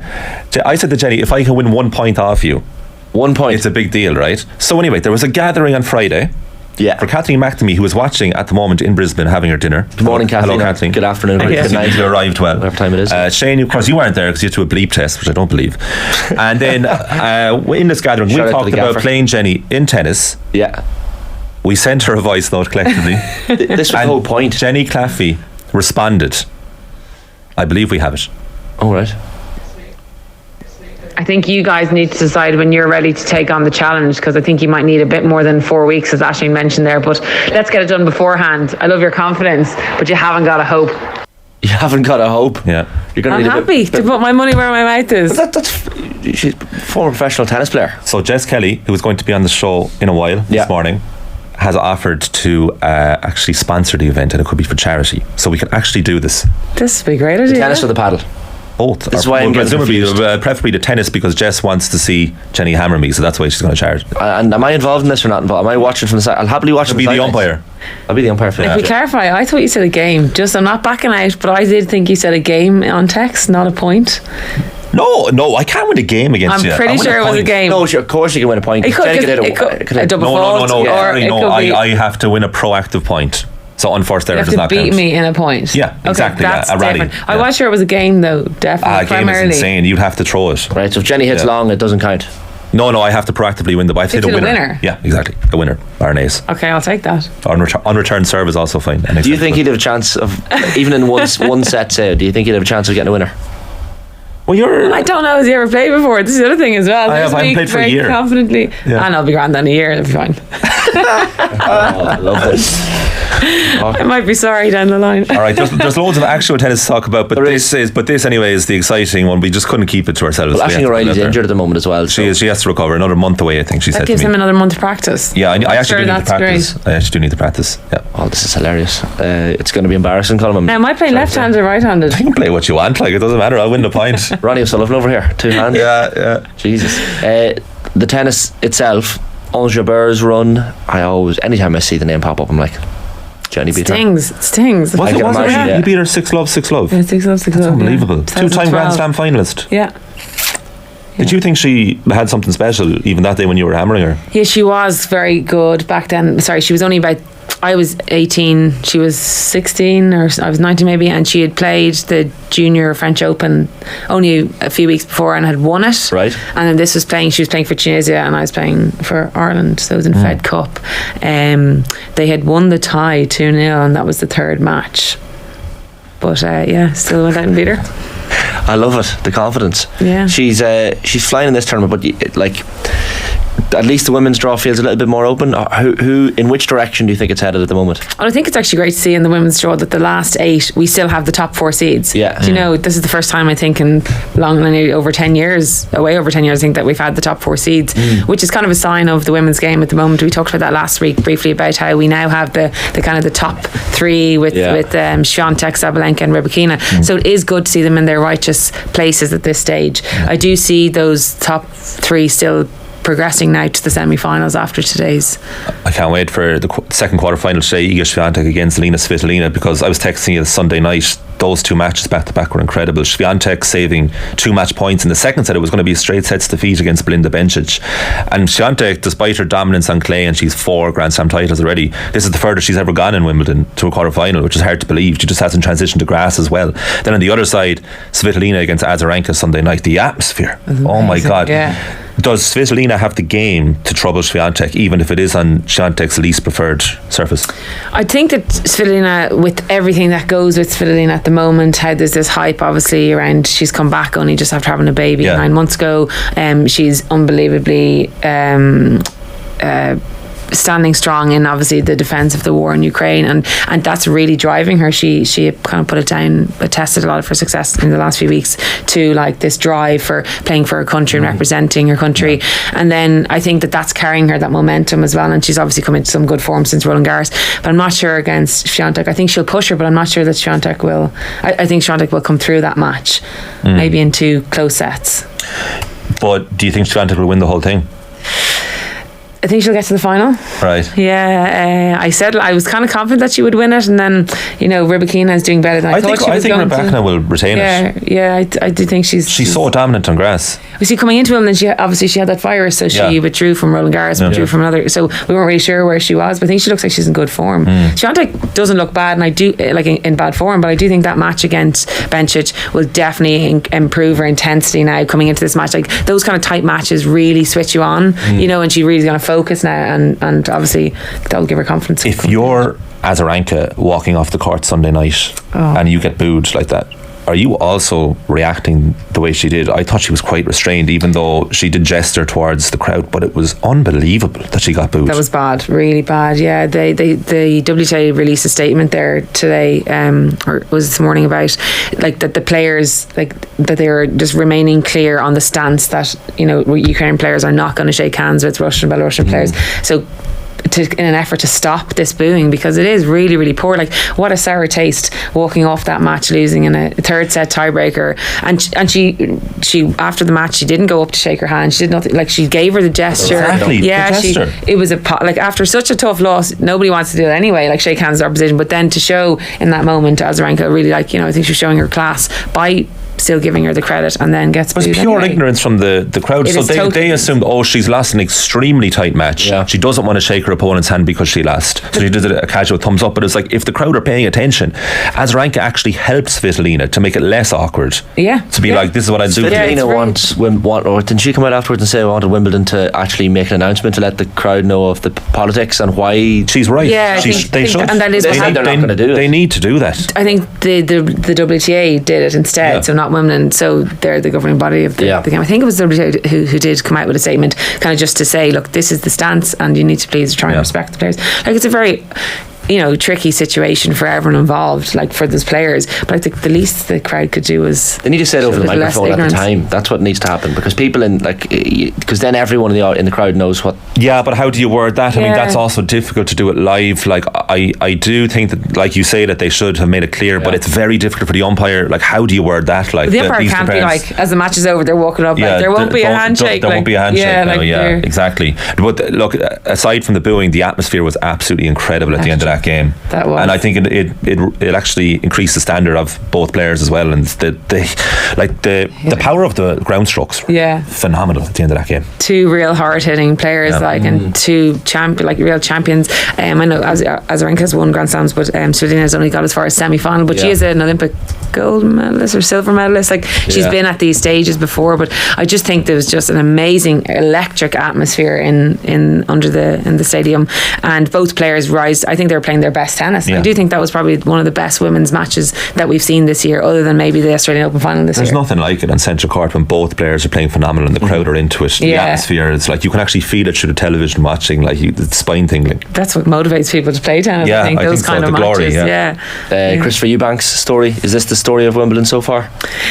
I think he's definitely in the limelight. It has to be the story of Wimbledon. No, it is. No, he's amazing. Like a kind of a journeyman. He's been at it for a good few years, and then he's made his breakthrough. He has shown signs before Wimbledon, just earlier on this year, kind of in March, when he broke the top 100, and finally, after like 5 years of trying and potentially giving up his career there after COVID. So it's really great to see, a great personality. He's got great presence, and he's got one hell of a serve.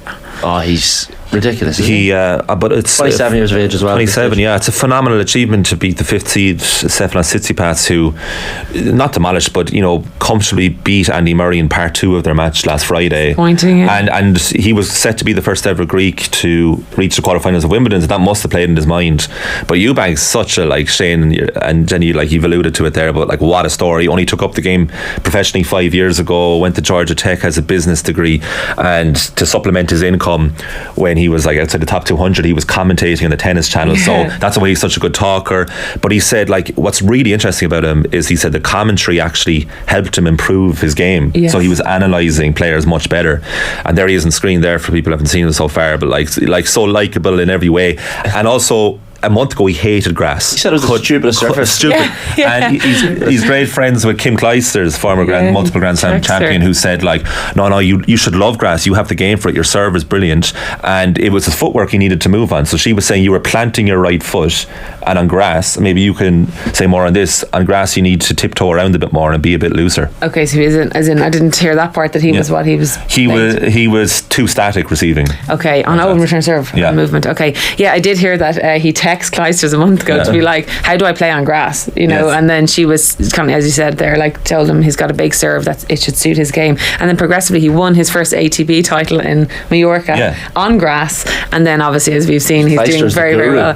She's saying she's not taking any credit for it, obviously, because he has to do it out there, but she must have given him a few tips. But on the grass you have to be so slight of foot, obviously, because you have to be so quick around the court, because the ball's moving much faster, you don't have as much time, and he's 6'7", he's so tall, so he has to stay lower to the ground as well.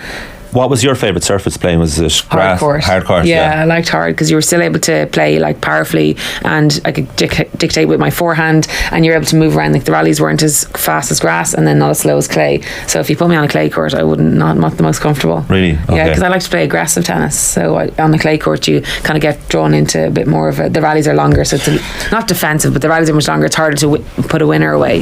Having been on the circuit yourself, can you talk us through what you would imagine the journey of Eubanks would be for the last 5 years, really struggling, and you've already alluded to it, that he was nearly going to walk away from the game because he was struggling so much. He obviously has the talent, you saw it even in the forehand winner to beat Tsitsipas yesterday. So yourself, there's so many people with so much talent out there. Can you just take us through the actual struggle of being a day-to-day tennis player outside of the 2 weeks of a Grand Slam where everyone's watching? I think if you look at Eubanks' case, when you're at that stage where he's trying to break the top 200, then he's trying to break the top 100. It's almost he identifies with, then he is just a guy who's always going to be qualities of the Grand Slams, or it's hard to break in. And like if you look at his record, like he's played, I think something like 5 times he played in the qualifying rounds in the French Open before he finally got in 6 years later. Like that's some perseverance he's had. But I wonder, like, it's the belief now that once he's gotten his breakthrough into top 100 this year, that he can be amongst these guys, and he belongs there. And now you can just see his improvements. He's in the top 40 now. There's a confidence about him and an aura about him that he may not have had while he was trying to break that top 100, or that belief. There's always going to be that doubt there if you're on the periphery and you can't get in 5 years at it. Like that's heartbreaking stuff, and fair play to him, because some of these guys just need that chance. Why? Sorry, the stupid question alert. Why is, because to an untrained eye you would think hard court is faster than grass, but you're saying grass is faster than hard court. Yeah. Why is that?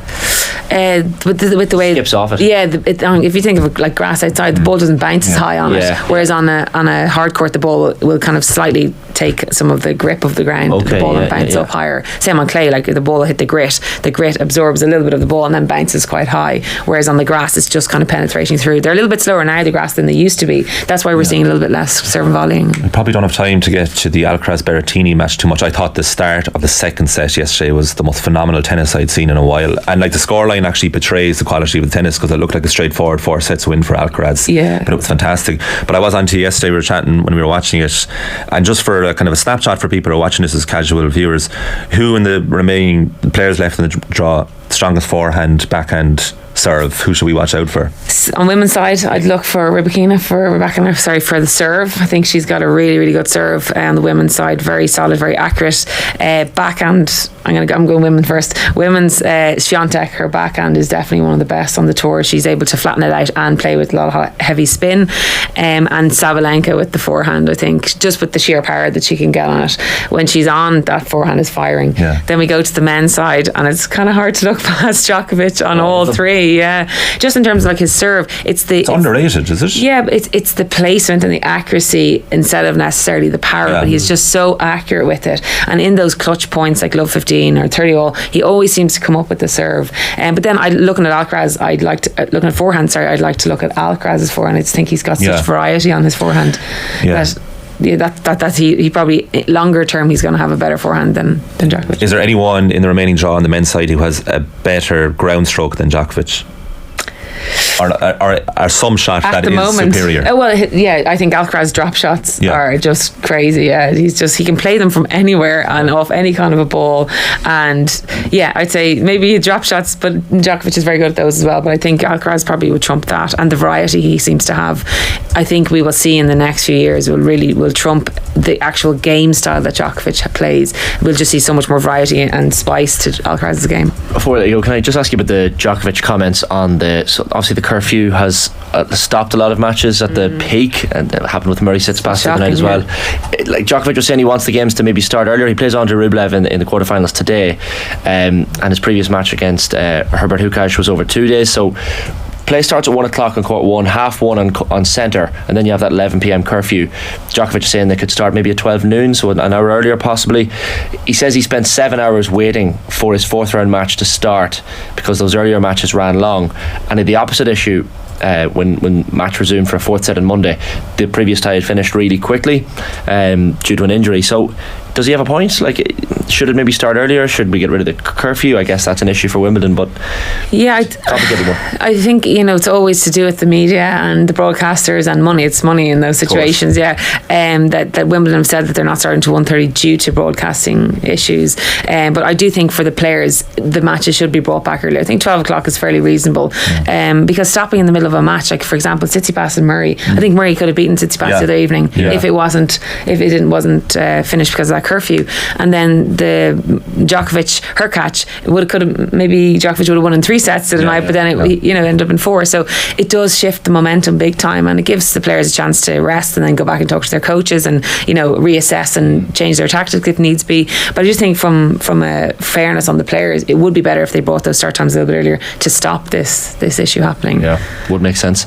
Jenny, great stuff as always. Thanks for hopping in. Thanks for being here, guys. Again very shortly on Wimbledon as it comes to a close this weekend. weekend. We're in saying that. Yeah, this weekend. Great stuff. Johnny Claffey there with us at 8:48 AM on this Tuesday morning's OTB AM, the sports breakfast show and Off the Ball, with myself and Colm through until 10 o'clock. Still loads to come. Jess Kelly talking Hawkeye, Will O'Callaghan's hurling power rankings as well, and then at 9:30 Ruaidhri O'Connor will be with us. But John Duggan is in studio. Good morning, John.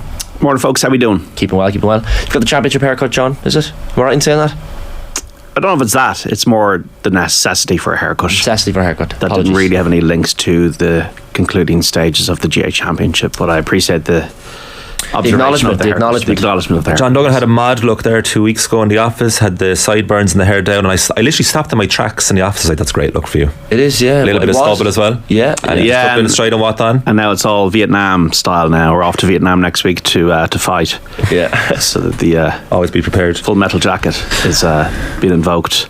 Yeah, so sometimes it's good to clean yourself up and go again.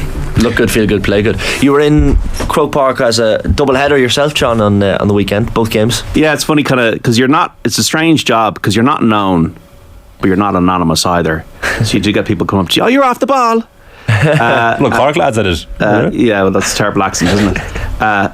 Keep up with the great work, and there's lovely people out there. And I've never, when I've ever met anybody, never got a negative comment from anybody. So I always appreciate people when they say hello. The negative ones are saved for Twitter or YouTube commenters. The minority of and obviously there's lots of lovely YouTube commentators. Just look, we're just trying to do a job here, and the people that you do meet that do recognise you are always really, really sound. And anybody that I've ever met has always been just sound and want to just talk about the game. The Galway-Limerick game, and Limerick have an ability to move the ball, the sliotar, better than anybody else I think I've ever seen in a hurling context. And once they found their rhythm in the second quarter into the third quarter of that game against Galway, they just moved the ball like Manchester City or Liverpool would move the football. And that's years in an academy. That is just, it's just metronomic. It is instinctive, and Galway no answer to it. Limerick played with an aggression, especially like Seamus Flanagan was getting in the Galway faces. Galway played so well in that first half, but they just couldn't keep it going, and their poke-attack strategy failed in the second half, and Limerick just found that extra gear, and when they got into full flow, they were unstoppable. And I think Kilkenny will find it very difficult against them, because Kilkenny used all of their brilliance to edge Clare, because Kilkenny are the county in Gaelic games that has been able to get the most out of itself more than any other county in terms of its talent and just squeezing the best out of itself. And Clare played with a bit more romance this year, but romance doesn't win matches. And once Clare went 2 points in front, they gave away the softest of goals, probably the most soft goal I've seen since Donegal-Kerry 2014. When Kieran Donaghy scored a goal, and Kilkenny just saw it out, and Kilkenny will put it up to Limerick, but the worry for Kilkenny is that in that third quarter they were swamped by Clare, who went direct, and if Limerick go direct with Aaron Gillan in the form that he's in this year, I can only see a 4 in a row outcome for this. So much happened over the weekend, Johnny. You have TJ Reid taking the record for the most number of points, Cathal Mannion's great goal, Shane O'Donnell's unbelievable finish top corner, but everything is trumped by Owen Murphy's save. Yes. For you, where does it rank? It ranks up there. It ranks up there. The instinctive nature of it. It's funny because in the other game, a ball hit the top of the bar, came down to Gillan, and it went in. Gillan finished it to the net, but in the moment when the game was on the line, and I think in extra time Clare could have got momentum to swing it the other way again. So it's up there. There's always a recency bias to these things where you say, oh, that's the greatest thing I've ever seen, and we're all guilty of that, myself included. The best save I ever personally saw at Croke Park was 1997. Clare had just got a point up against Tipperary in the final. John Lahey was through, one of the best forwards in the history of the game, and Davy Fitzgerald saved a certain goal, and that won the All-Ireland for Clare. So sometimes I feel the magnitude of the game makes a thing bigger. Yeah. And I think that's one that definitely always stands out for me.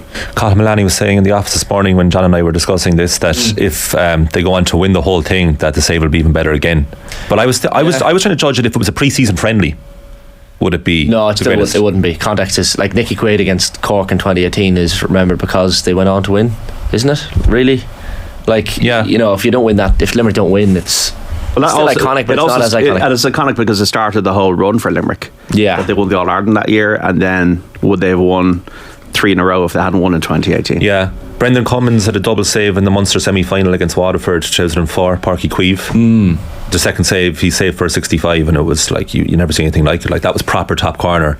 Yeah, and that's a Munster semi-final. That Nicky Quaid moment as well, John, where the I guess the play is disrupted. Nicky was obviously very badly hurt, possibly needed an ambulance onto the pitch at the 25th minute to, I guess, disrupt the play a little bit. It certainly had that impact, and John Kiley and Paul Kinnerk were no doubt able to throw on some tactics. We're seeing a lot of that in the game, but I guess it makes sense. Momentum has to be stopped if you're the team that's conceding. Momentum can be a bit overrated as well. Like, Limerick were clearly the better team in the day. They won by 9 points. I don't think it has that much of an impact, to be honest on it personally. I think Limerick would have swamped Galway anyway, because Galway could not last 70 minutes, and they've got a lot of question marks about themselves.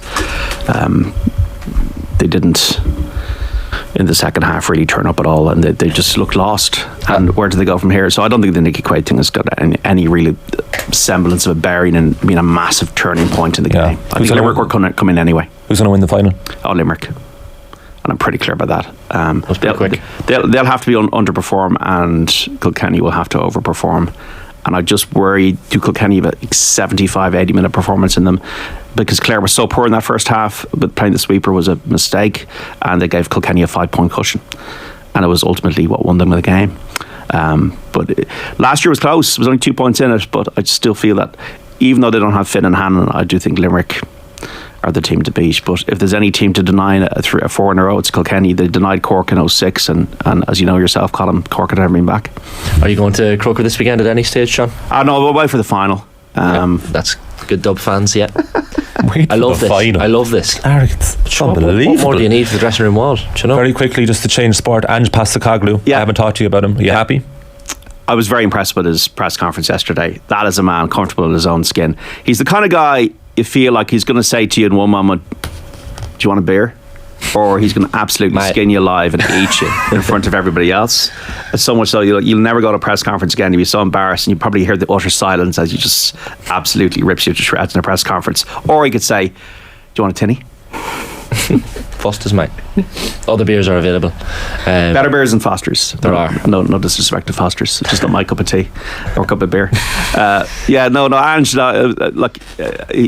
he gave a very impressive press conference. He's not going to be treating Harry Kane with any special kid gloves when he meets him today. They're apparently going to offer Kane $400,000 a week, say the Telegraph, to stay. But Ange is a rebuild merchant. He did great at Celtic. This is obviously a higher level.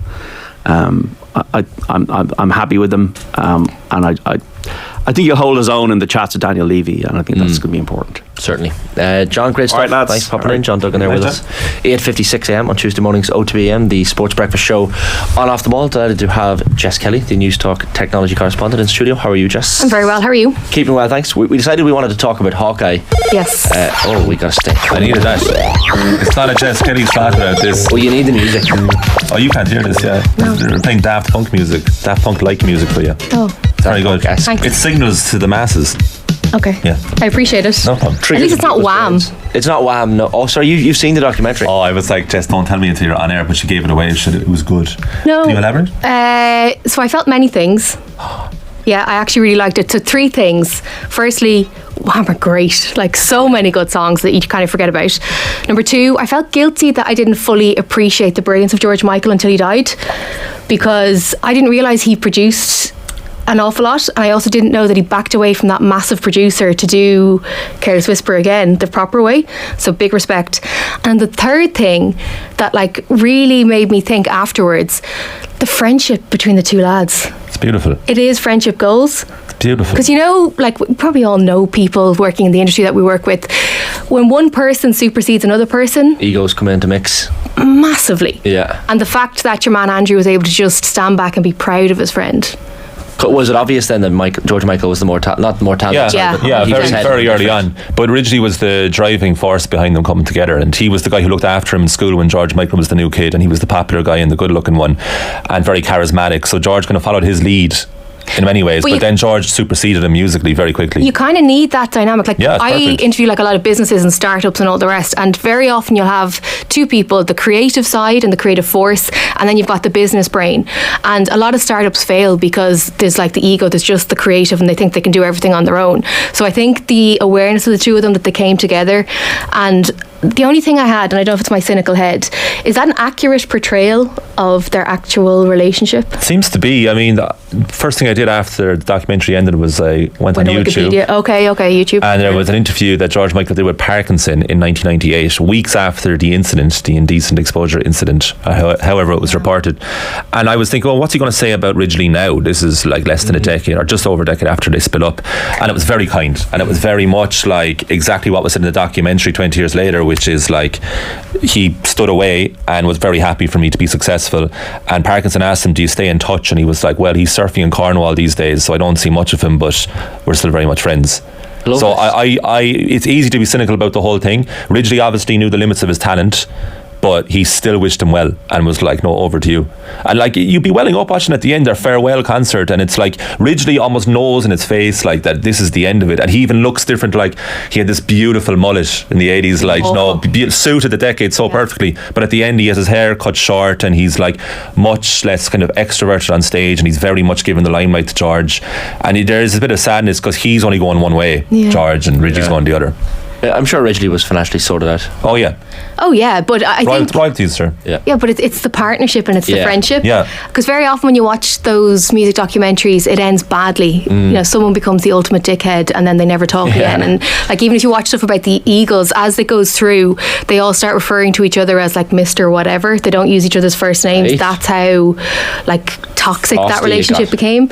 So no, it was a good recommendation, Colm. Well done. Thanks very much. I appreciate that. You're welcome. Colm's, when you're speaking of egos, Colm's ego needs the massaging. Listen, you don't need to tell me about Colm's ego. Because like, if you come in here and said, oh, it wasn't good, or you know, if he recommends something and you say it's not good, his ego will get dented. No, I would just question you though. Well, more than anything, it's art is subjective. No, it's not just ego with Colm, because it's the Cork thing as well. Yeah, there is a higher superiority level there. He's got the Cork swagger and then the ego. For sure, that's 100%. Great to have you in here, Jess. Thanks so much. Love Delighted to be here. Yeah, we are here to talk about Hawkeye. Yeah, but I don't know how it happened into our heads. I think the Armagh Monaghan game recently, there was the incident where I think it was Micheál Bannigan from Monaghan kicks a score. The umpires are kind of looking at each other going, I don't know. Yeah. And the referee didn't know. The players were both saying opposite things. Went to Hawkeye. Of course, they do their little symbol. Let's go to Hawkeye. And Hawkeye pops up with this file error. Basically, it hasn't worked. So it famously didn't work, infamously, in the Galway Derry semi-final, was it last year? So it's had issues. But what's the background? So how does it work? So this is like, it's very sophisticated technology. It's now owned by Sony. It was initially developed for cricket, and since then I think it's in 80 different tournaments around the world. It's using a whole host of different sports, and it was brought into GAA in 2013. So the way it works, for those who don't know, because everyone will have seen it on telly but may not know, so there are 9 cameras around Croke Park, and they can triangulate to follow the ball. And what's really interesting is that it doesn't just do the controversial shots, it follows the ball the entire time, so it can be called in at any stage. However, it's like, I think it's 1% of calls that it's relied upon. It's very expensive technology. The cost is around, it's reported to be around between 7 and 8 grand to roll it out per match, so it's a pricey bit of kit. So when I saw that number recently, I remember thinking, oh, that's not too bad for Hawkeye, but I thought that was the cost of just putting it in there and keeping it there, but that's per game. Yeah, it's a massive amount of money, because, and if you go on to Croke Park, they actually have a breakdown. It has its own data server, it has its own connectivity hub and all the rest. So, you know, if there's thousands of people in Croke Park, as there often is, and they're all using their phones, you don't want the internet buffering for Hawkeye. So they have their own supply there. So the cameras are connected up, and it can locate the position of the ball no matter where it is, up to 26 metres in the air and 4 metres wide. Okay. And then it can map the sort of projected path of the ball. So it's not just doing a prediction, it's mapping out where it was and where it was likely to go. And so, because often there's controversy around the calls, because if it goes up beyond the post, That's very, very controversial. Curled in, or wind factors, or. But they say, and I've watched an awful lot now in the last wee while about this, it has to be within either the physical goals or the projected goals. Okay. So that is up to the 26 metres. Exactly. And if it's not there, then it's out. But it has been controversial because it has failed a few times. So I was reading through some of the statements. I did get on to the GAA and I got on to Hawkeye. Hawkeye came back to say that they can't speak on behalf of their partners, which is fair enough. So they directed me back to the GAA. I didn't hear back from the GAA. But having read through some of the statements that are up on the website, the GAA's website, there have been different errors over the last few years. So the example, the Armagh Monaghan game on the 2nd of July, the system came back with a data unavailable message. So that is like 404 error. It's just the worst. The GAA got onto Hawkeye and they said that it was as a result of operator error. So, you know, in the comms box, there are usually two people who are running the Hawkeye system up in the comms box. Right. And it seems that they were kind of thrown under the bus by this statement. It was an operator error that gave...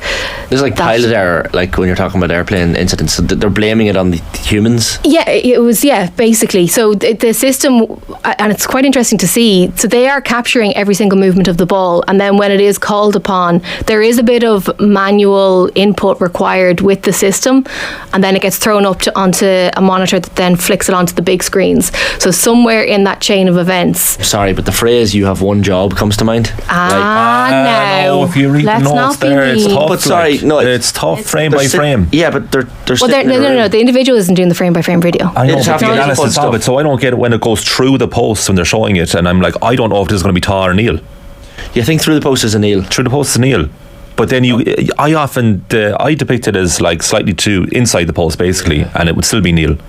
But sorry, I didn't mean to be harsh there. I mean, like, if it's inputs that they have to put in to get so not get that unavailable, then do that right. Yeah, because the technology itself should do, and I suppose to explain it again a little bit better, with the cameras that are in Croke Park, it does break down frame by frame and then does that sort of VR image that you see going over, and that is sort of very much automatic, but there is a level of human interaction required. Exactly, yeah. There was another incident in July of last year, and this one was a little bit more interesting in terms of the statement. They said it was a combination of unrelated issues. So this was a thing of it doesn't rain but it pours. So including minor hardware failures that led to the score at the first half. They did say that there was no historical issues, and that they were going to review its own protocols as to how and when the system is being used. And then back in 2013, not long after it was introduced, there was an error, and it was as a result of an error in the match day setup. Right. Now, so it does sound like the tech company is blaming the human beings in every single instance. But the technology is very controversial. There have been a lot of reports and studies into this technology. Some people claim that the error of, or the margin of error that it's given, because I think it's meant to be 2 millimeters. Some reports that I read said that it could be up to 10 millimeters, which that's a big difference. Could be significant. And if you look back at some of the calls over the years from Wimbledon as well, like, they've been super controversial, and players get very, very frustrated about it. Some players don't like it at all. But as we spoke about last week when I came back from Wimbledon, they, with IBM, are now not only using Hawkeye, but they're also using AI to verify the calls of Hawkeye. Right. So it's and it's going to continue in terms of levels of sophistication. But I think, like, there's a few different things. It's never going to be 100% right. Like, nothing is. Even the biggest tech companies, their servers go down or something goes wrong. If you want it to be completely scientific, then just play in a lab where all the conditions are completely 100% all the time. That's just that. But then also, what's the alternative? Because the umpires aren't going to get every call. They just physically can't see every single call. Error. Fair enough. There's going to be that there as well. Yeah, it'd be interesting if you did a survey of the typical GA fan, if they'd rather do without or they'd take you have to have technology. I know. Look, sorry, I understand the 2013 issues, teething problems. Fair enough. My concern is that, like, it's 10 years on now that the GA have been using it in Croke Park and Semple Stadium as well. Like, some of the issues, like when it comes up, like, as a Monaghan fan, when that ball... Are you from Monaghan, Shane? I know I don't say it too often. You should mention it more often. I should say it more often. You're up there with the Cork stuff. Bingo. Tick that off your bingo list if you had it this morning, Monaghan. It's actually waited quite a while into today's show before mentioning them. But, like, you know, if that game was a draw, ends up Monaghan winning on penalties. But if that ends up in a defeat, a 1 point defeat, or a team loses a massive game and it emerges afterwards, well, that ball looked over. Yeah. I mean, you're sickened.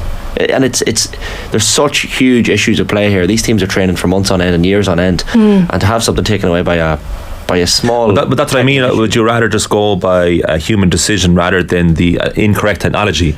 So like the weekend before last, that we've already alluded to earlier in the show, they dropped it for the second set of the football quarterfinals because there was an error on the Saturday, and there was no real dissent about that, like, because I'd rather do human decision than a faulty system. Yeah. And faulty decision was the issue last year where it said the ball was over, or sorry, it said the ball was... That was the Galway Derry game. Yeah. So it said the ball was over when it was clearly wide, or the opposite? Vice versa. No, because Galway, they wanted a point. Yeah, it said it was wide, but it was clearly over. It wouldn't come out without the point being given. It's the Shin Walsh 45, I think. Yeah, so it either doesn't work like that, or the data unavailable thing, which is most frustrating, I think. Yeah, but again, there are a few factors that you need to consider here. You know, the speed of the game is a massive factor. Yeah. And I also think having, you know, that level of technology working in a stadium the size of Croke Park, like, it's not that it's crap technology, it's just that, you know, maybe like 2 times out of 100 you are going to have these instances. Yeah. That's stupid question, but I imagine that hurling's much more difficult than football. Yeah. Well, because the size of the ball, the velocity of the ball, the height that it can go to, like, that definitely is a factor. And I do think that could sometimes lead into some of the decisions that we've seen, particularly when they are talking about the frame by frame. Like, if you read into some of the data that's there about the, like, how much it has to capture, and even the blur motion that would come up if you are breaking it down frame by frame, there has to be the consideration there. Yeah. But, and I'd gladly be corrected, I don't think there's another solution that would make it better, because they had talked before, didn't they, about like changing the schlitter and like putting maybe extra sensors in it or something like that, but that would change then the weight and a whole host of other stuff that maybe not, like, it's just not worth it. Players would hate that. So I don't know what the alternative is, because this technology, like say golf tracing technology, when you see the ball being teed off, that's brilliant. In tennis, I think it does work. I know some players mightn't like it, but it's good. Generally works. It's good in tennis. Goal line technology in football has been important as well. Like, and generally speaking, I like Hawkeye. I think it's great when it works. It's just when you have issues in massive games, like if it's $8,000 a game and it's coming up data unavailable, that's a waste of money. Like, that's the second most interesting stat from Jess's studies here. Loads of interesting stats here, but less than 1% of calls need Hawkeye. I did say that earlier. That's surprising. I know, but I need to go back and say it again. Like, now, before you go on. Threads. Yeah. Should we be worried or excited? I don't think it should be on your radar because it's not available in the European Union. Is it going to be? Possibly. For those explain this to us. I listened to a New York Times podcast yesterday about it. Oh, did you? Sweeping America. Did you listen to my podcast about it? I did, yeah. Such a lie. That is such a lie. Look left when they lie. He's such Go a on, liar. explain there to the masses. So this is Meta's alternative version to Twitter. Obviously, Twitter's gone through a tough time since Musk took over. Zuckerberg and his team had been working on this for quite a while. They wanted to have a conversation-based platform. It's going to be, or in the US, because it launched last Thursday. So if you're basically not in the EU, you can now get it, and it's associated with your Instagram account. Right. And that's the reason why we don't have it here, because of data protection laws. It's like really exciting as a topic, but basically the Irish Data Protection Commission, which governs the likes of Meta here in Europe, has said that because of the potential data sharing between Threads and Instagram, it's not allowed. They are reviewing it at the moment, and hopefully we will get it. I do like the look of it. I'm completely over Twitter. I think Twitter is just the worst in capital letters. It's gone to the dogs, hasn't it? Yeah, but also nobody's been talking about Threads more than Elon Musk has been talking about Threads. Like, every second tweet about it from him is about it now. So I don't know. Now, I did actually see Mark Zuckerberg posted yesterday that they haven't monetized, or they haven't opened up the ad side of things on Threads as of yet. So I wonder now, when they start drip feeding ads in and all the rest, so people get sick of it and realise it's just another social media platform. There was also something I saw from, I think it was the New York Times, that questioned the moderation side of things on Threads.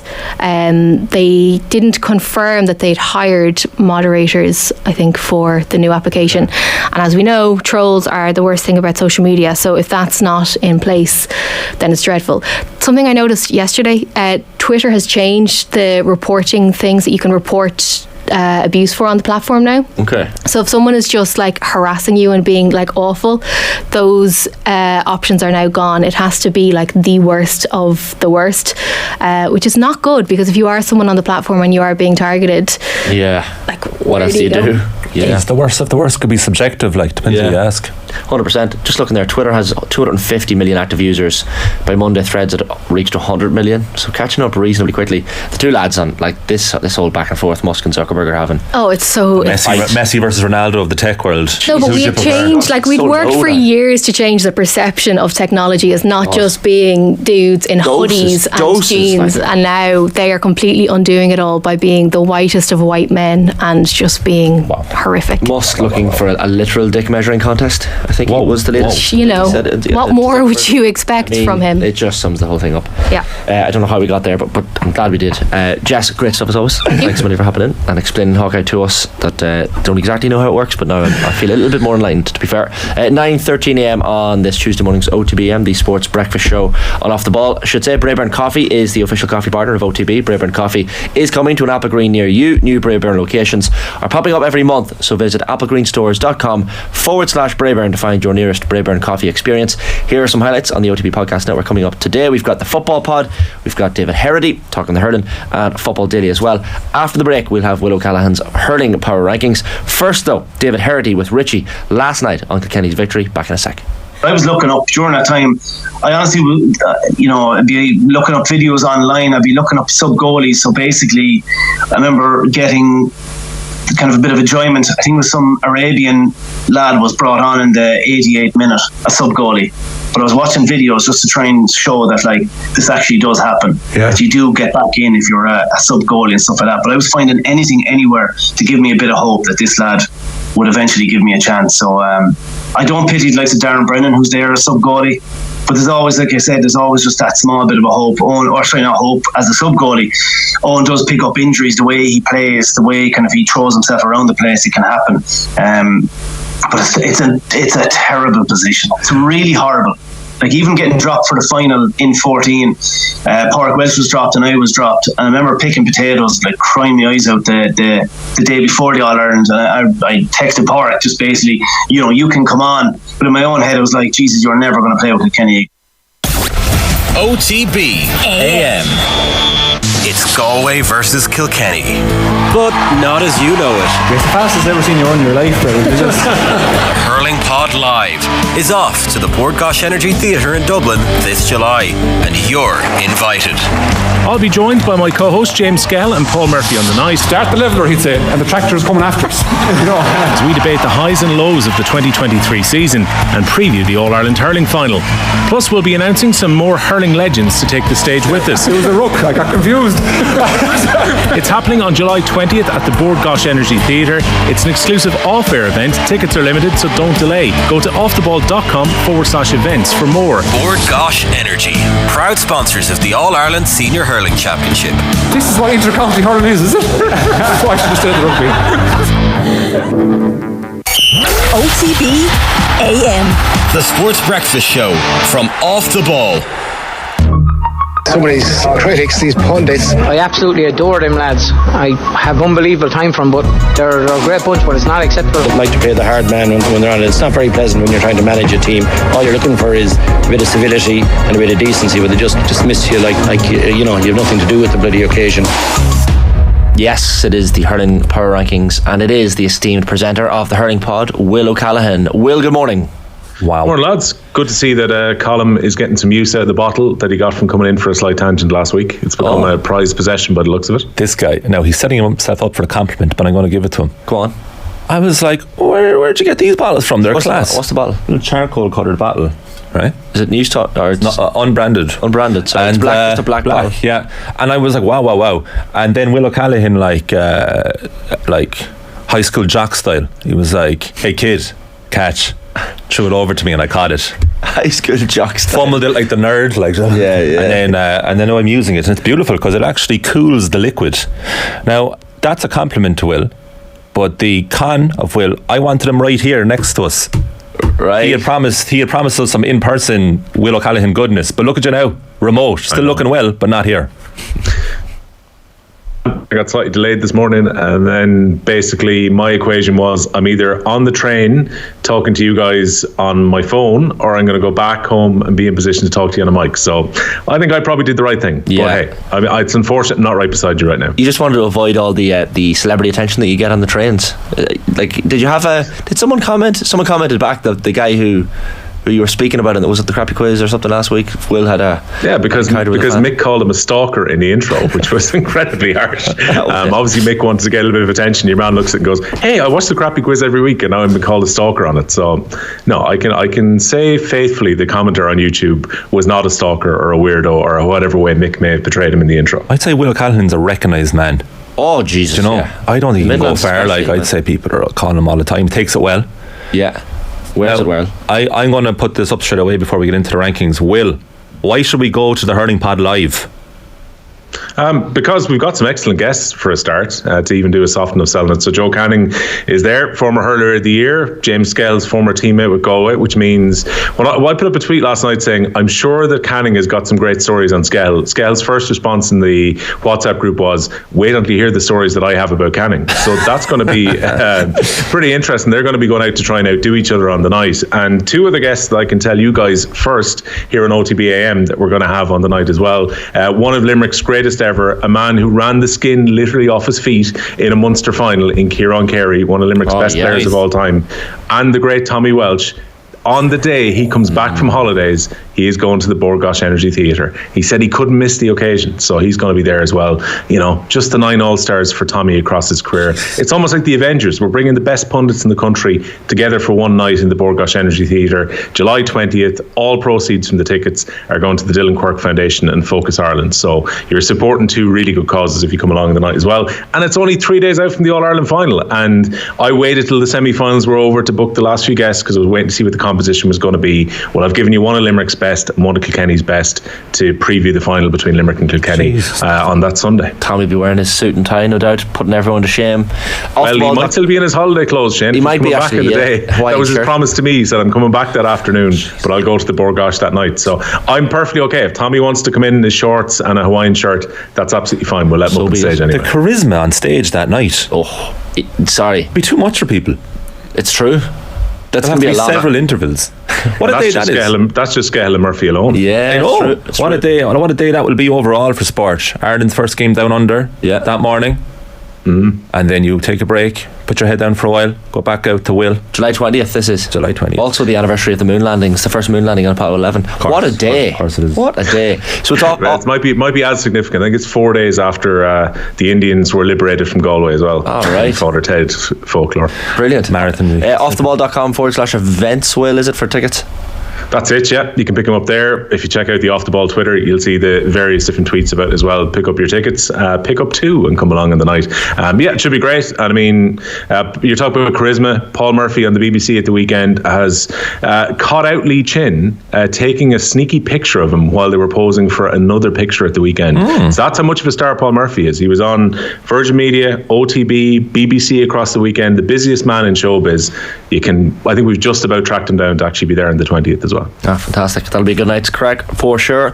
We'll get into the power rankings proper. Well, we might as well. There haven't been many changes, of course. We've only had the two semi-finals since. I think you can skip the first two slides this time round, Shane, given nobody has played on the first two. Fair, yeah. People remember where each county will have been. Otherwise, you can go back and have a look. With 18 Kildare, Meath, Down 16, Kerry 15, Laois 14, Offaly 13. We have on screen for you there.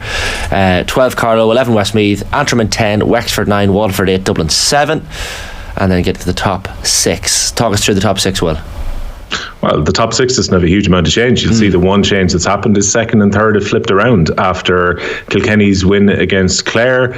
Galway stay in fourth place following their defeat against Limerick, and Limerick, who, here we are, 5 All-Ireland finals in 6 seasons, sit at the top. And so many times you guys tried to get me to budge Limerick from the top. Darragh Donovan was talking about people writing them off during the Munster Championship, coming out after the Munster final saying people thought they were dead and buried ahead of the final round, and here they are, top of the tree. And I think very much favourites going into it to potentially win 4 in a row in a couple of weeks' time, and that would equal the success of the Kilkenny team if Limerick were to do so. But Kilkenny could have an interesting piece of history in themselves, where TJ Reid could become the first man to win 14 All-Ireland titles across county and club, which would be an incredible achievement. We know, and I know you guys mentioned it earlier with John, he will finish this season as the top scorer in the All-Ireland Hurling Championship. I don't think this is going to be a retirement season for TJ, even going into his 36th year. He's gone 7 points ahead of Patrick Horgan after scoring 12 at the weekend, but 14 All-Ireland titles would be incredible. He's been the star man for Ballyhale Shamrocks. He's gone through what's felt like a very lean period for Kilkenny, but this would be the ultimate cherry on top, I think, if he was to get this Kilkenny team back to the top of the mountain. They have a lot to do. We saw what happened when these teams met in the league final earlier this year, and Limerick out-hurled Kilkenny entirely. We saw last year that Limerick had the answers in the All-Ireland final, but Kilkenny, I think, will be happy enough to fly in a little bit under the radar into this final, having won the Leinster final in such dramatic circumstances and then dramatically beaten Clare last weekend as well. Kilkenny, I think, justifiably go up to second place on the penultimate power rankings of the year. Where's TJ Reid in your power rankings of greatest ever players?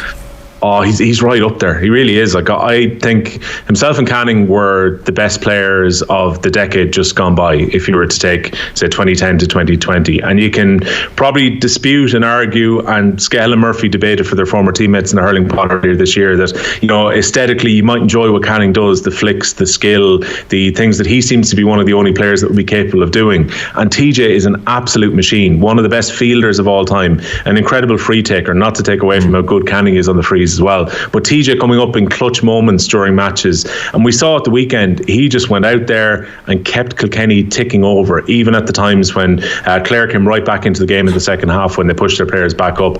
TJ was there as the man who was leading the forward line. You might be seeing Adrian Mullen and Owen Cody emerging as the next best for the next generation for Kilkenny, but TJ is always there. And like, I think back to that free, particularly in the club championship a couple of years ago when they beat St Thomas's in Semple Stadium, is there any other player than TJ Reid who would have reversed that into the other top corner with the very last puck of the game? So he's an incredible player. Paul Murphy said the weekend he has him right up there with Henry Shefflin, which is the ultimate praise, because I think when Henry Shefflin hung up his playing boots, I think most people would agree probably the best player we've ever seen, certainly the most successful player we've ever seen. But Paul was making the point that if TJ Reid had been a few years younger and on that team, he would have also been one of the star forwards on the Kilkenny team that went so close to doing 5 in a row. So he's an absolutely incredible player. It actually felt like a slightly unfair advantage number of frees Kilkenny had at the weekend, because TJ Reid is almost flawless. Yeah, well, Clare fans had issues with the officiating generally, probably. Well, more so I think the fact that the play wasn't allowed to develop for what would have been a Mark Rogers goal. But it's kind of a funny game to analyse, because we remember the key moments during that match, and I kind of get the feeling that Kilkenny almost won that game. They almost won 2 games 12 months ago, because the conservatism that Clare hurled with was definitely borne out from what happened last season when Kilkenny won by 12 points. And Brian Lohan said it, that after 25 minutes last year they were beaten in that semi-final. And I think with the injury concerns they had with McInerney, Conlon, and particularly Conor Cleary at full back, I think preserving their goal was the most important thing for Clare in the first half.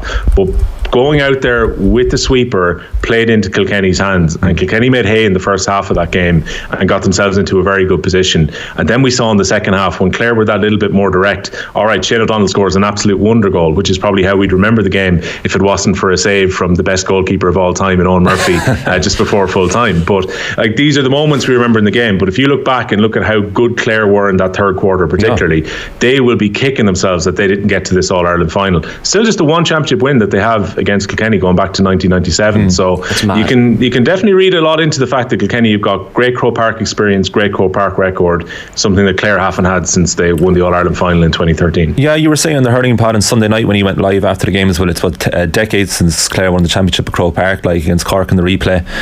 Also, another thing that was said on the hurling pod on Sunday night, James Skehill did call Owen Murphy the best save he has seen, or maybe the wording was, I haven't seen better than that. I want to ask Ulach Allahin, where does it rank for him, considering it is the rankings?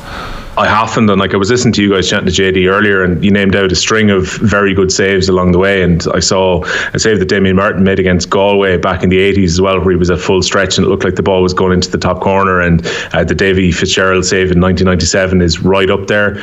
But I think we could take the circumstance into account here, in that the ball comes through a string of bodies when it's doubled on by Duggan, and there can't have been a huge amount of time that Owen Murphy would have had, milliseconds probably, when he sees the sliotar flying through at incredible pace. He's already kind of shifted. When you see the angle from behind the goal, you see how good a save it is as well. He shifted a little bit to the left, I think, to try and get visibility on where the ball is, and he has to readjust his body at the very last second, and he gets an incredibly strong hand onto it to flick it with the boss onto the crossbar, and then for the ball to come clear. Obviously there's a little bit of luck. We saw the goal that Galan scored on Saturday, where there's a block that goes up onto the bar, comes back and he doubles on it on the ground and with a ground stroke and finished into the net.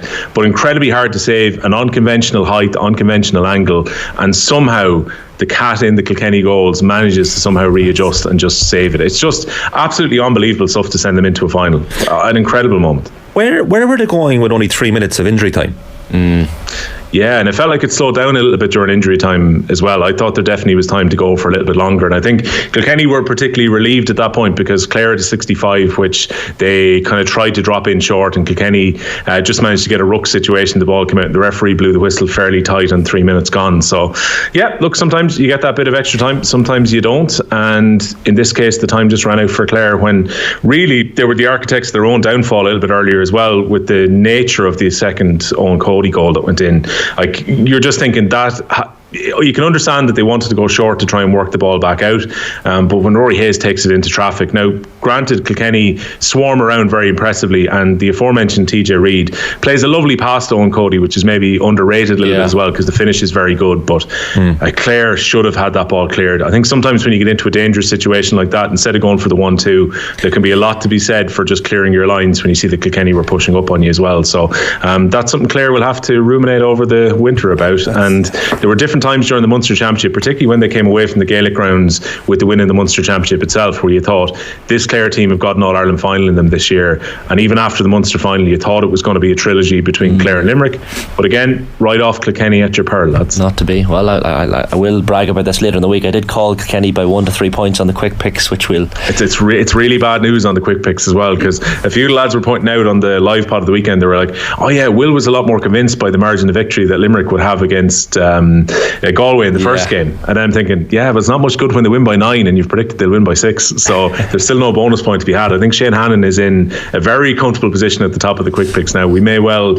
have to add in more parameters to try and slow him down in the box seat, although we have Dublin Monaghan to come, Will, this weekend, so you know, and it's tough to go against your own county. I have a feeling you're probably going against the grain, so maybe we'll go with favouritism with Dublin, so quite possibly. Let's see. But like, lads, Limerick are well out in front at the top. I think we asked a few weeks ago, had the margin come down between the teams at the very top?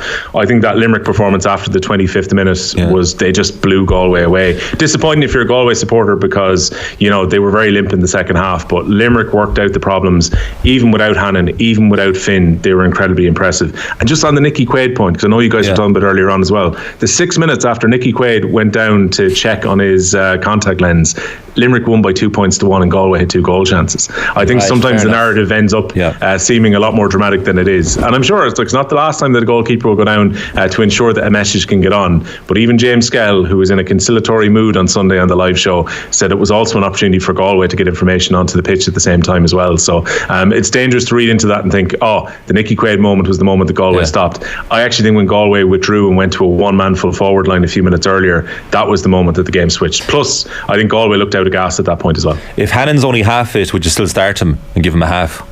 I think they will. Yeah, I think if he's able to get onto the pitch, and obviously having the extra 2 weeks for the final is going to make a difference. There was talk of 4 weeks he'd potentially be out for. So if he's touch and go and he gets back to training next week ahead of the game, I think he would want his experience around number 6. It's not that Will O'Donoghue had any particular problems. I just think you're stealing away from what O'Donoghue can be doing in the middle of the field by comparison. And Darragh O'Donovan did a great job. He was named man of the match in RT, and he controlled that middle area. And if it comes to it, you can always drop back in Cian Lynch, or you can put someone else around the middle sector.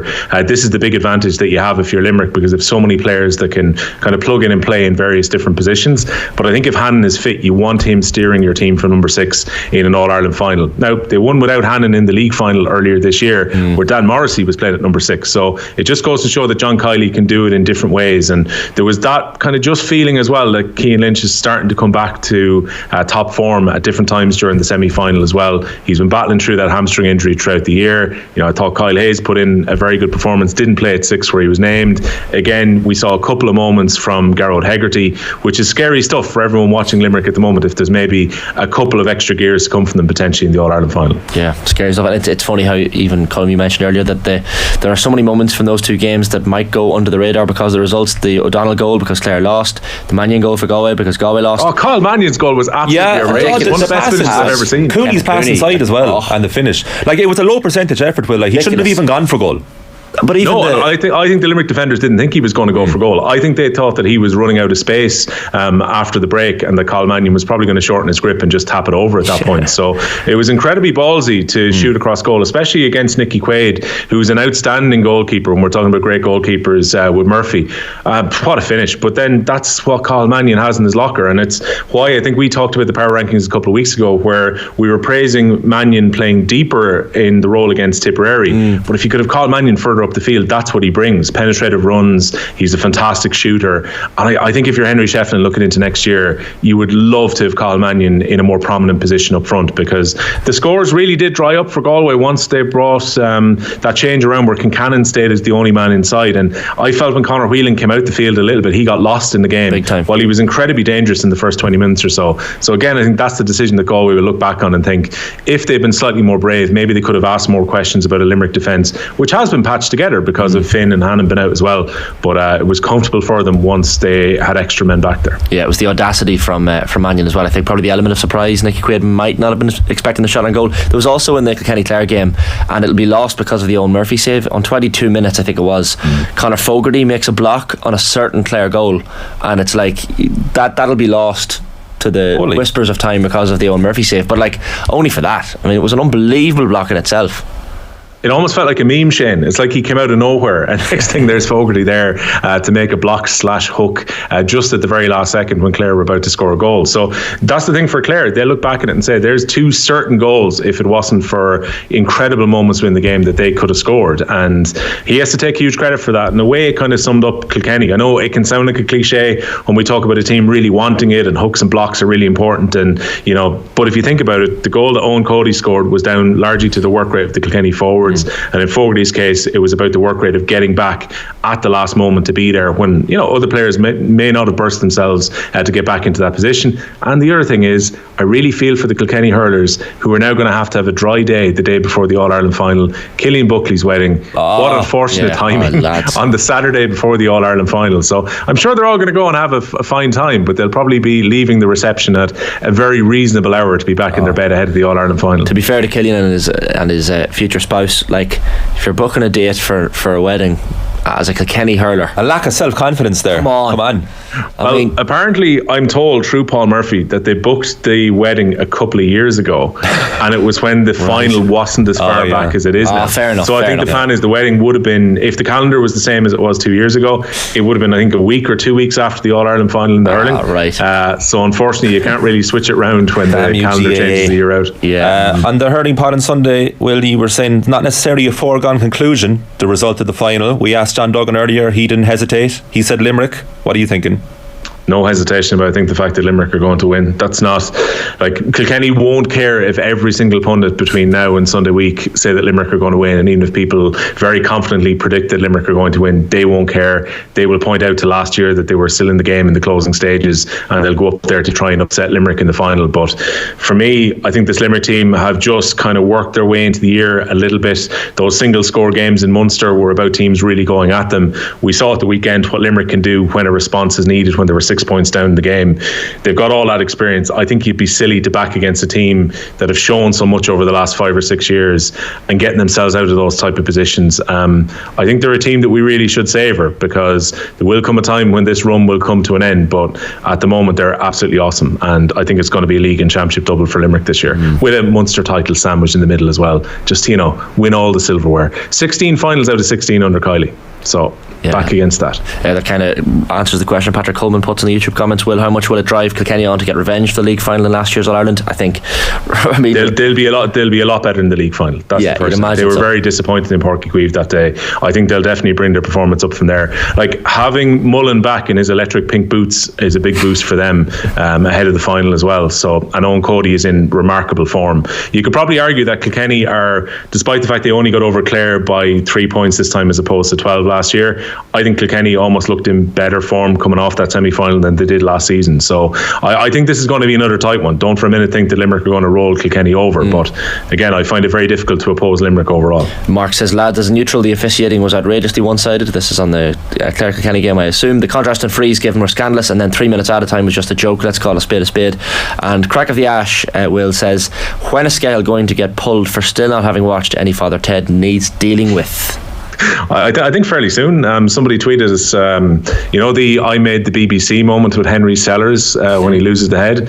Well, obviously Paul was on the BBC at the weekend, so one of our listeners sent us a Photoshop of Paul Murphy's head onto Henry Sellers saying I made the BBC, and was very quick to point out, all three of you will get this, but not Skell, because he's never seen it. So yeah, this is the scary part. Skell has not watched much Simpsons or much Father Ted, so I have to kind of wonder what was happening as a child in Cappy that he managed to miss probably the two shows that everybody watched when they were of a certain age. But this is a James Skell who the night before an All-Ireland final was out fixing a bridge because he went to try and bring home a load of turf. So what a lovely we come full circle here, because we were talking about bridges on the start of the show, Will, and I was talking about my favourite bridges, and we were getting a lot of comments. So we gotta go. What a fantastic let's get out of here. Well, great stuff. Thanks a million.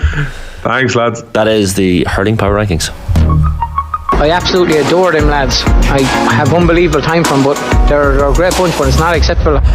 Just meant to be talking about bridges this morning, wasn't it? Because I didn't text Will to say that, but also a lovely comment from Adrian Long. Cullum's being so comfortable in his Corkness is a thing of beauty. It's born that way. I think we're both comfortable in our countiness. You have to be. You can't help it, I never understand someone who's not proud of their county. Send in if you're not proud of your county. Actually, do you remember that time we were talking about counties there, was it a week or two ago, and we were like the best places versus the worst place in the country?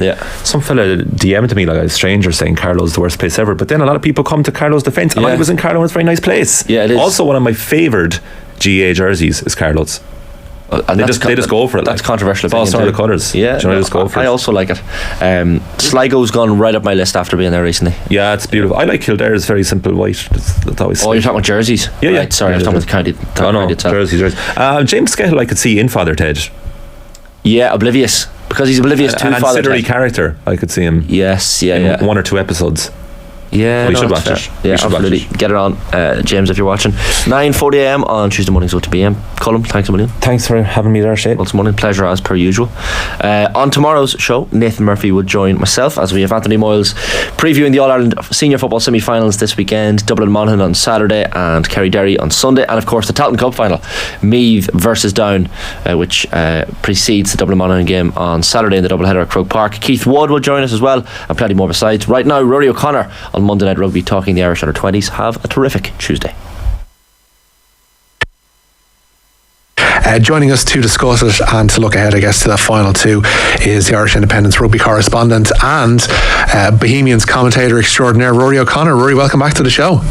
Thanks, Richie. How's it going? The temptation to make this a 20-minute analysis piece of Friday night is tempting, Ruaidhri, but we'll have to move on from Jonathan Afolabi's winner against Dundalk and Treffel defending. Well, I could opine about the defending for the Dundalk goals, but we will move on because yesterday and indeed this past week for the Ireland under-20s down in South Africa has been rugby gets a lot of criticism for lionising achievements that mightn't necessarily deserve them, but given the emotional roller coaster that this team has been through over the course of the last week with the death of Greg Oliver and with the impact that the two young lads on EOS passing away had upon certain members of the squad as well, to put in the performances that they have done in those circumstances and on bog pitches as well is just remarkable, and yesterday was a case in point on that. Yeah, absolutely, Richie. I mean, the 1-2 punch that happened, they'd just done a press conference where Richie Murphy had addressed the tragedy in EOS and had to confirm that they were going to be wearing black armbands when the news filtered through that Greg Oliver, the father of the scrum half Jack Oliver, and a coach to some of the players because of his involvement with Munster, had died in a tragic accident over in Cape Town. And I think Richie Murphy has said that he wasn't sure at that point, once that news came through, if they would go and fulfill the fixture, if they would just pull out of the tournament, which would have been eminently understandable had they done so because of the direct impact it has. I mean, I covered the 2010 World Championships and it was in Argentina, so a bit further from home, but still pretty far from home. The people who are over there cheering on Ireland are largely parents. It's parents, sisters and brothers. They travel together. They all... they go for dinner together, they're probably on the same package, staying in the same hotel. It's very tight knit. They come visit the players together. I think some of the other players were on that paragliding trip that claimed Greg Oliver's life. So it would have had a very direct impact on all of the people that are involved and their people close to them. I'm sure it's been a really difficult days for the parents because you're such a long way from home as well. The surviving parents over there as well. So for them to come together and, whatever about the emotional element of beating Fiji and kind of the pre-match ceremony that came with that and Fiji marking the passing and all of that, there was definitely, you were probably running on fumes at that point, but I was worried that maybe, and like at the end of the day, performance doesn't really matter. If they lost all 3 games and went home, no one would have judged them because of what they've been through. But for them to kind of run on fumes for the time that they were and deal with all of what was thrown at them and be able to produce what was both a really courageous performance in terms of how they defended yesterday, but also a very accurate performance when they needed it to be. They've shown a huge amount of professionalism, a huge amount of mental strength. Also, they're just doing what they do best. I guess when they go in between those bright lines, they're doing what they love and they're doing what they know. So maybe that's a good distraction for them. But you can't help but come away in admiration for them. Whatever happens on Friday, it's been really impressive.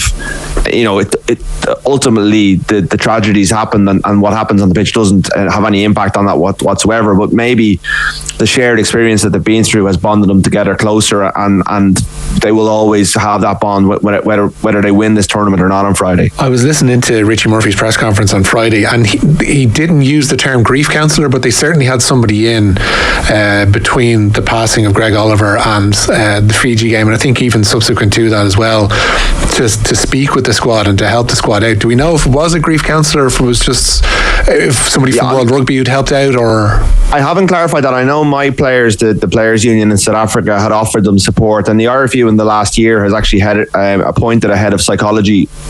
And there are a number of sports psychologists who work with the IRFU or performance coaches, but certainly the head of psychology is a clinical psychologist as far as I'm aware. So she would either have referred people to them, or I don't know if she went out herself or how that exactly worked. But I think that there was no shortage of help available to them in terms of trying to deal with what happened. And obviously the coaches would have been on hand to try and help them through it as best they can, and they're there for each other as well. But there's no shortage of support, but I mean that all they can do really is offer you the tools that you might be able to use to get through it. Ultimately, you kind of have to find your own path as well as a group. And as I say, I wonder if the fact that they can get out there every day and train and play and give themselves a common cause. I think Richie Murphy the coach spoke about how they'd had a message from Jack Oliver and his mother, wishing them well in the semi-final. That you don't want to channel that kind of sense of doing it for them in terms of you don't like just if they lost they wouldn't feel any less empathy towards them, but I'm sure that common purpose is quite powerful as well. On yesterday itself, because that very much was an arm wrestle, like what was it, 3 minutes before half time, before we got our first score of the game with James Nicholson's try. Those kind of games, and particularly with the emotional baggage that's gone along with the last week or so, that can be a very trying thing mentally. For them to land the first blow yesterday like they did at the time that they did seemed to be crucial. Yeah, no, absolutely, and they weathered an awful lot. They defended really well. Their communication without the ball, their braveness in contact, like they are a big team. This is a rare occasion where Ireland is able to send a team over to South Africa for a World Cup and actually be a dominant physical force. They have some, probably I don't know, I struggle to say once in a generation talent, because every year it seems like Ireland is producing really good rugby players. But in terms of Paddy McCarthy, Gus McCarthy, and the two back rows in particular, Gleeson and Ruan Quinn, they have athletes. O'Tiernan second row as well. They have athletes who are capable of coping with the biggest and best that other countries are producing. And often in the past, Ireland's young players will take a little bit longer to reach the level of others to catch up, whereas this group seems to be able to do it. And that's a real benefit when you don't have the ball and a South African pack is rolling around the corner at you, where the South African, good South African backs are probing. I don't think it's a brilliant South African team. I think on paper this is a better Ireland team than a South Africa team, even though they're away from home. I do think in keeping with a trend across the senior men's game at the moment, I think the French and Irish teams have been the outstanding teams at this tournament, and also in the Six Nations. Currently at the moment, France and Ireland are leading the way, across the board. So there wasn't an outstanding New Zealand team or South Africa team in this tournament. Italy and Georgia were really good. England were drew with Ireland and were very good. So they probably knew that if they were able to weather the storm, they had the class and experience, having won their Grand Slam, to engineer the scores that they needed. But when those chances came, having endured everything they had endured over the first half an hour or so, they needed to be accurate. They needed to strike while the iron was hot. And Sam Prendergast, who has had a little bit of a mixed bag in this tournament, but is undoubtedly a class player with huge potential, delivered that moment of calm and precision that they needed. And once they got in front, they did get pegged back, but they struck again, with Gleeson showing a different side of what they can do. So it was very complete. They've had to, because the pitches are so bad down in South Africa and the weather's been so bad around the Cape Town area in the last couple of weeks. I mean, when they played in the Six Nations, most of their games were on 4G pitches. So this is a very different challenge that challenges their skill set in a different way. And in each of their games, they found ways to win. And probably most admirably or impressively in that South Africa game yesterday. The pitch thing is something that's fascinating, because the weather can't be helped. That's one thing obviously that we've kind of found, especially today here, I guess. But it seems as if, and this goes back to, you look at the knockout phases of the URC, the pitches have been chewing up really badly in and around the Cape Town area for the past couple of months, and it's something that Irish provinces and now the under-20s have had to deal with. The Fiji game, we know, was moved. They combined both semi-finals yesterday into the Athlone Stadium, and even that was chewing up for the first game. So it's been a really difficult thing to try and manoeuvre for this Irish side and for the tournament as a whole. And it speaks of, I don't want to say disrespect for the under-20 competition, but you would have thought that there would be better tracks for these guys to play on. Yeah, the Cape Town Stadium is probably a separate issue, because it's just a dog of a pitch, and it's being replaced as we speak. I think they've put in a Desi pitch similar to Croke Park this summer, and next season there shouldn't be any issues with that, as long as they don't have any monster truck rallies a couple of weeks out from the final, which is what they did this year. But that pitch has been a problem for a long time. Even during the Lions tour, I remember it being a problem. I think the issue here, I got an email from a reader who lives near Parle, where the first couple of games were, and he said, this is a week before the tournament, he said, it has not stopped raining here since the URC final, and it's not just normal rain. This is heavy. We've never got rain like this. It's been snowing in Johannesburg today, which is just really unusual. We are in this is the climate crisis. It's not the most important impact it's having, but it is having an impact in different ways.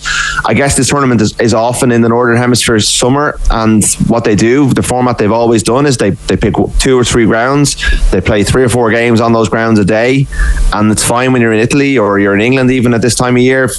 Whereas if you're in South Africa and you just had terrible conditions, or New Zealand, having 4 games in those conditions is very difficult, and it does challenge the players in a real way. And you could say it was disrespectful. I guess you want these players to be challenged in different ways. This is a development tournament at the end of the day. Yes, you want to see them express themselves in the best possible way, but they will be playing Heineken Cup games in the next couple of years on dogs of pitches in the south of France. So rugby is supposed to be a game for all shapes and sizes, and it does get played in all conditions. So there's you could spin it that way, but you'd much prefer to see them on a really good hard. If it was played up, I know it's snowing in Joburg today, but if it was played up on the Veld on those kind of really hard tracks, it would just show a different side to all of these teams. But I think this Ireland team would be quite comfortable in those conditions as well. I think they're a team for all seasons. Yeah, one of those players who kind of stood out in terms of being adaptable on any kind of track like that has been Brian Gleeson so far in this tournament. He's been, Sam Prendergast will obviously get a lot of headlines given the nature of his position and all that, but Gleeson, for what he's offered on both sides of the ball, has been absolutely phenomenal in this tournament. And you mentioned like Heineken Cup games, like it won't be long before he's an absolute regular in that back row for Munster. Yeah, I mean, I guess the one note of caution I make is that the last time Ireland reached the World Cup final in 2016, 8 of that team have gone on to become full internationals, and then Terry Kennedy's a 7-star. The one who was actually nominated, who won World Player of the Year that year was Max Deegan. And you would have expected Max Deegan to go along with James Ryan, Andrew Porter, Stockdale, Hugo Keenan, Jimmy O'Brien, but actually he's found it really difficult to get into the Leinster team because he's behind Jack Conan, is a couple of years older than him, and Caelan Doris, who's come along a couple of years after him. So the path is never easy for these players. And if you think about Brian Gleeson coming through, well, he has to supplant Gavin Coombs from the Munster number 8 shirt, and that's not going to be no easy feat. And Gavin Coombs is only 23 or 24 and is a real figure there. So Gleeson has to be better than Gavin Coombs to make that mark you're talking about. But everything we see about him, you have to remember that he's a year young for this tournament. He will be an under 20, eligible for the under 20s when they go to the World Cup next year, like a couple of these players. He has huge hurling pedigree. I believe a year ago there was kind of murmurs within Munster that they weren't sure about the progress he was making, that it wasn't quite clicking for him, and then in the last 9 months it's just come together for him. And what I love about watching him is the energy that he brings, the fact that he's able to show his personality through the way that he plays. He never takes a backward step. He seems to be really enjoying himself out there. He's not a robot who's going through a process all the time, even though internally he might be. He is able to kind of play the game on his own terms. And the try he scored that kind of broke the game open yesterday, that looked like a South African player playing against an Ireland under 20 team. It was a role reversal. To see a powerful Irish number 8 barreling young South Africans out of his way was just a paradigm shift for all of us, and it speaks really well to the ability that he has. But I guess what I'm trying to say is that there's no guarantees with any of these players. They look the part. I'm sure many of them will go on and represent their provinces and Ireland, but the route there is difficult, and they need to get past some really good, like the Leinster players coming through have Ireland internationals in pretty much every position ahead with them. So it's a tough station for them all. Yeah, there's heavy traffic pardon me, in a lot of the provinces for sure. You mentioned the kind of the ups and downs of Sam Prendergast. We saw a lot of the good elements of what he can bring yesterday. What are the kind of notes of caution that you would add to what we've seen from so far? He's just young. I don't think I think he's going to be a superstar. I think he's got everything it takes if he can stay injury free and he keeps on the same trajectory. You look across this tournament, and if you watch the games that are taking place between other teams, he's best 10 in the tournament from what I've seen, even though there have been patchy moments. There was goal kicks that went astray earlier in the tournament. There was the odd decision that's gone astray, the odd kick to touch that wasn't right on the money. But like we're probably applying much higher standards to him than because of what he's done in the past year. And on yesterday, there was none of really that. I mean, he was no perfect in terms of his goal kicking. His decision making was very good. He knew when to kick. He knew when to pass. His passing was very good. He runs. He's very physical as well. He's not shy. I mean, his brother's an international back row, I guess, so we shouldn't be surprised. He's not a small guy, but he's well able to mix it as well. He's the full package. He's so calm. He's unflappable. When he makes one of those mistakes, as he's going to, because he's 19 or 20 years old, he never seems to be bothered by it. He just gets up and goes again. He looks like he has all of the tools to go and do it, and to have him in Ireland's corner going into this game against a high quality French team on Friday is a massive asset, because in a moment he can just flick a switch and the game is wide open again. And it was his kick to beat France in the last couple of minutes back in February during the Six Nations. So they know that he has that clutch stuff in him, and there's a lot of the basics that he's really good at as well. His line kicking has been really good in terms of getting Ireland into the position for mauls, and they scored off the back of a lot of those mauls. Just the little details that come together to make a really high quality out half are all there, and if he doesn't always put it together, that's just because he's still learning. Yeah, February kind of showed how close these two teams are, Ireland and France, that is, and you look at the pedigree that France have shown so far in this tournament, like putting 5 tries on the All Blacks and putting them out of the competition, putting a similar score on Wales, and looked impressive again there yesterday against England in that semi-final. Anybody who thinks it's kind of fait accompli in this wonderful story that Ireland are going to power to victory on Friday have a tricolour standing opposite them that's going to say no. Yeah, I think I would have France as favourites for the final. I know that Ireland beat them, but that was in Cork. It was a very tight game. They had to withstand an awful lot of physical onslaught. I know they did that on yesterday as well, but France looked like a senior international team, or certainly a top 14 team, and Ireland looked like the two closest things I think to the finished article in this tournament. Ireland are very well drilled. Andy Farrell actually remarked during the Six Nations after an open session that they're carrying out his game plan better than the Ireland senior team were en route to their own Grand Slam. You know, that their accuracy levels are very, very high, and he meant that almost as a dig to his own players to kind of look what these kids are able to do, and why can't you do that? So they're held in high regard within the Irish system as well. But France, since that game against Ireland in February, they've added a couple of strings to their bow. They've brought through a couple of extra players, including Bosolo Tuilagi, who you can't mention his name without mentioning his weight, because he's 145 kilos at 18 years old, and he uses it so well. It's not just that he's a physical specimen, he's a phenomenal rugby player.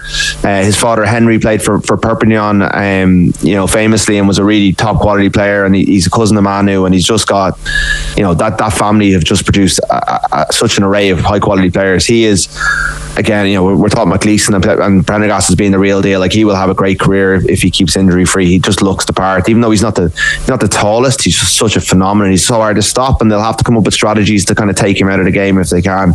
Against the Baby Blacks, he was phenomenal. He really dominated the game. Again, not a great New Zealand team this year, not a great South African team. These are the two best teams in the tournament. It's not a fear, because I think this is a development tournament. These players, it's all about getting through, really. But you would love them to have a happy ending at the end of a very sad month.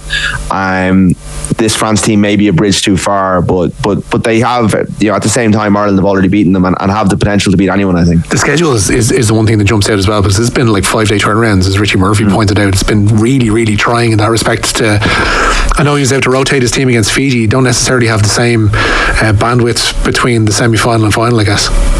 Yeah, I get the timing at the Fiji game was probably pretty good, but I'm sure France had a chance to rotate as well along the way. I haven't looked at them as closely, but they were in a tough pool. There's no easy pools. It's only a 12-team tournament. It's a much the games are much tighter than, or certainly on paper, than the full men's World Cup, where there's 20 teams, may extend to 24 down the line. That's there's an argument that this is a much more elite tournament in terms of the quality teams you're playing against, and when you've only got 5-day turnarounds, it is very difficult. But France played later than Ireland. They won't be able to, Ireland won't use that as an excuse. It is difficult, it's a challenge, but it's the last game of their season. It's a World Cup final. They, whatever fatigue they're feeling, they've been managed very well. I know a couple of them have played a bit of provincial rugby, but they've been pulled from club action from time to time. They've been in camp a lot going into this. They're young, they're fit, they're hungry. They've got a few bodies back. The guys who were suspended earlier in the tournament, I think, are back available now, so that gives Murphy some options to freshen things up. Very hard to change a team that's just hammered South Africa on home soil in the semi-final, though. It is a team with depth, though. You look at a player of the calibre of Evan O'Connell, who is obviously relegated to the bench there yesterday. That's the kind of people that we're talking about to have in reserve and be able to bring on for this final, and people coming back in from suspension too. It's a significant cadre of players that are going to be coming back. Oh yeah, no. OTB AM, the Sports Breakfast Show from Off the Ball. OTB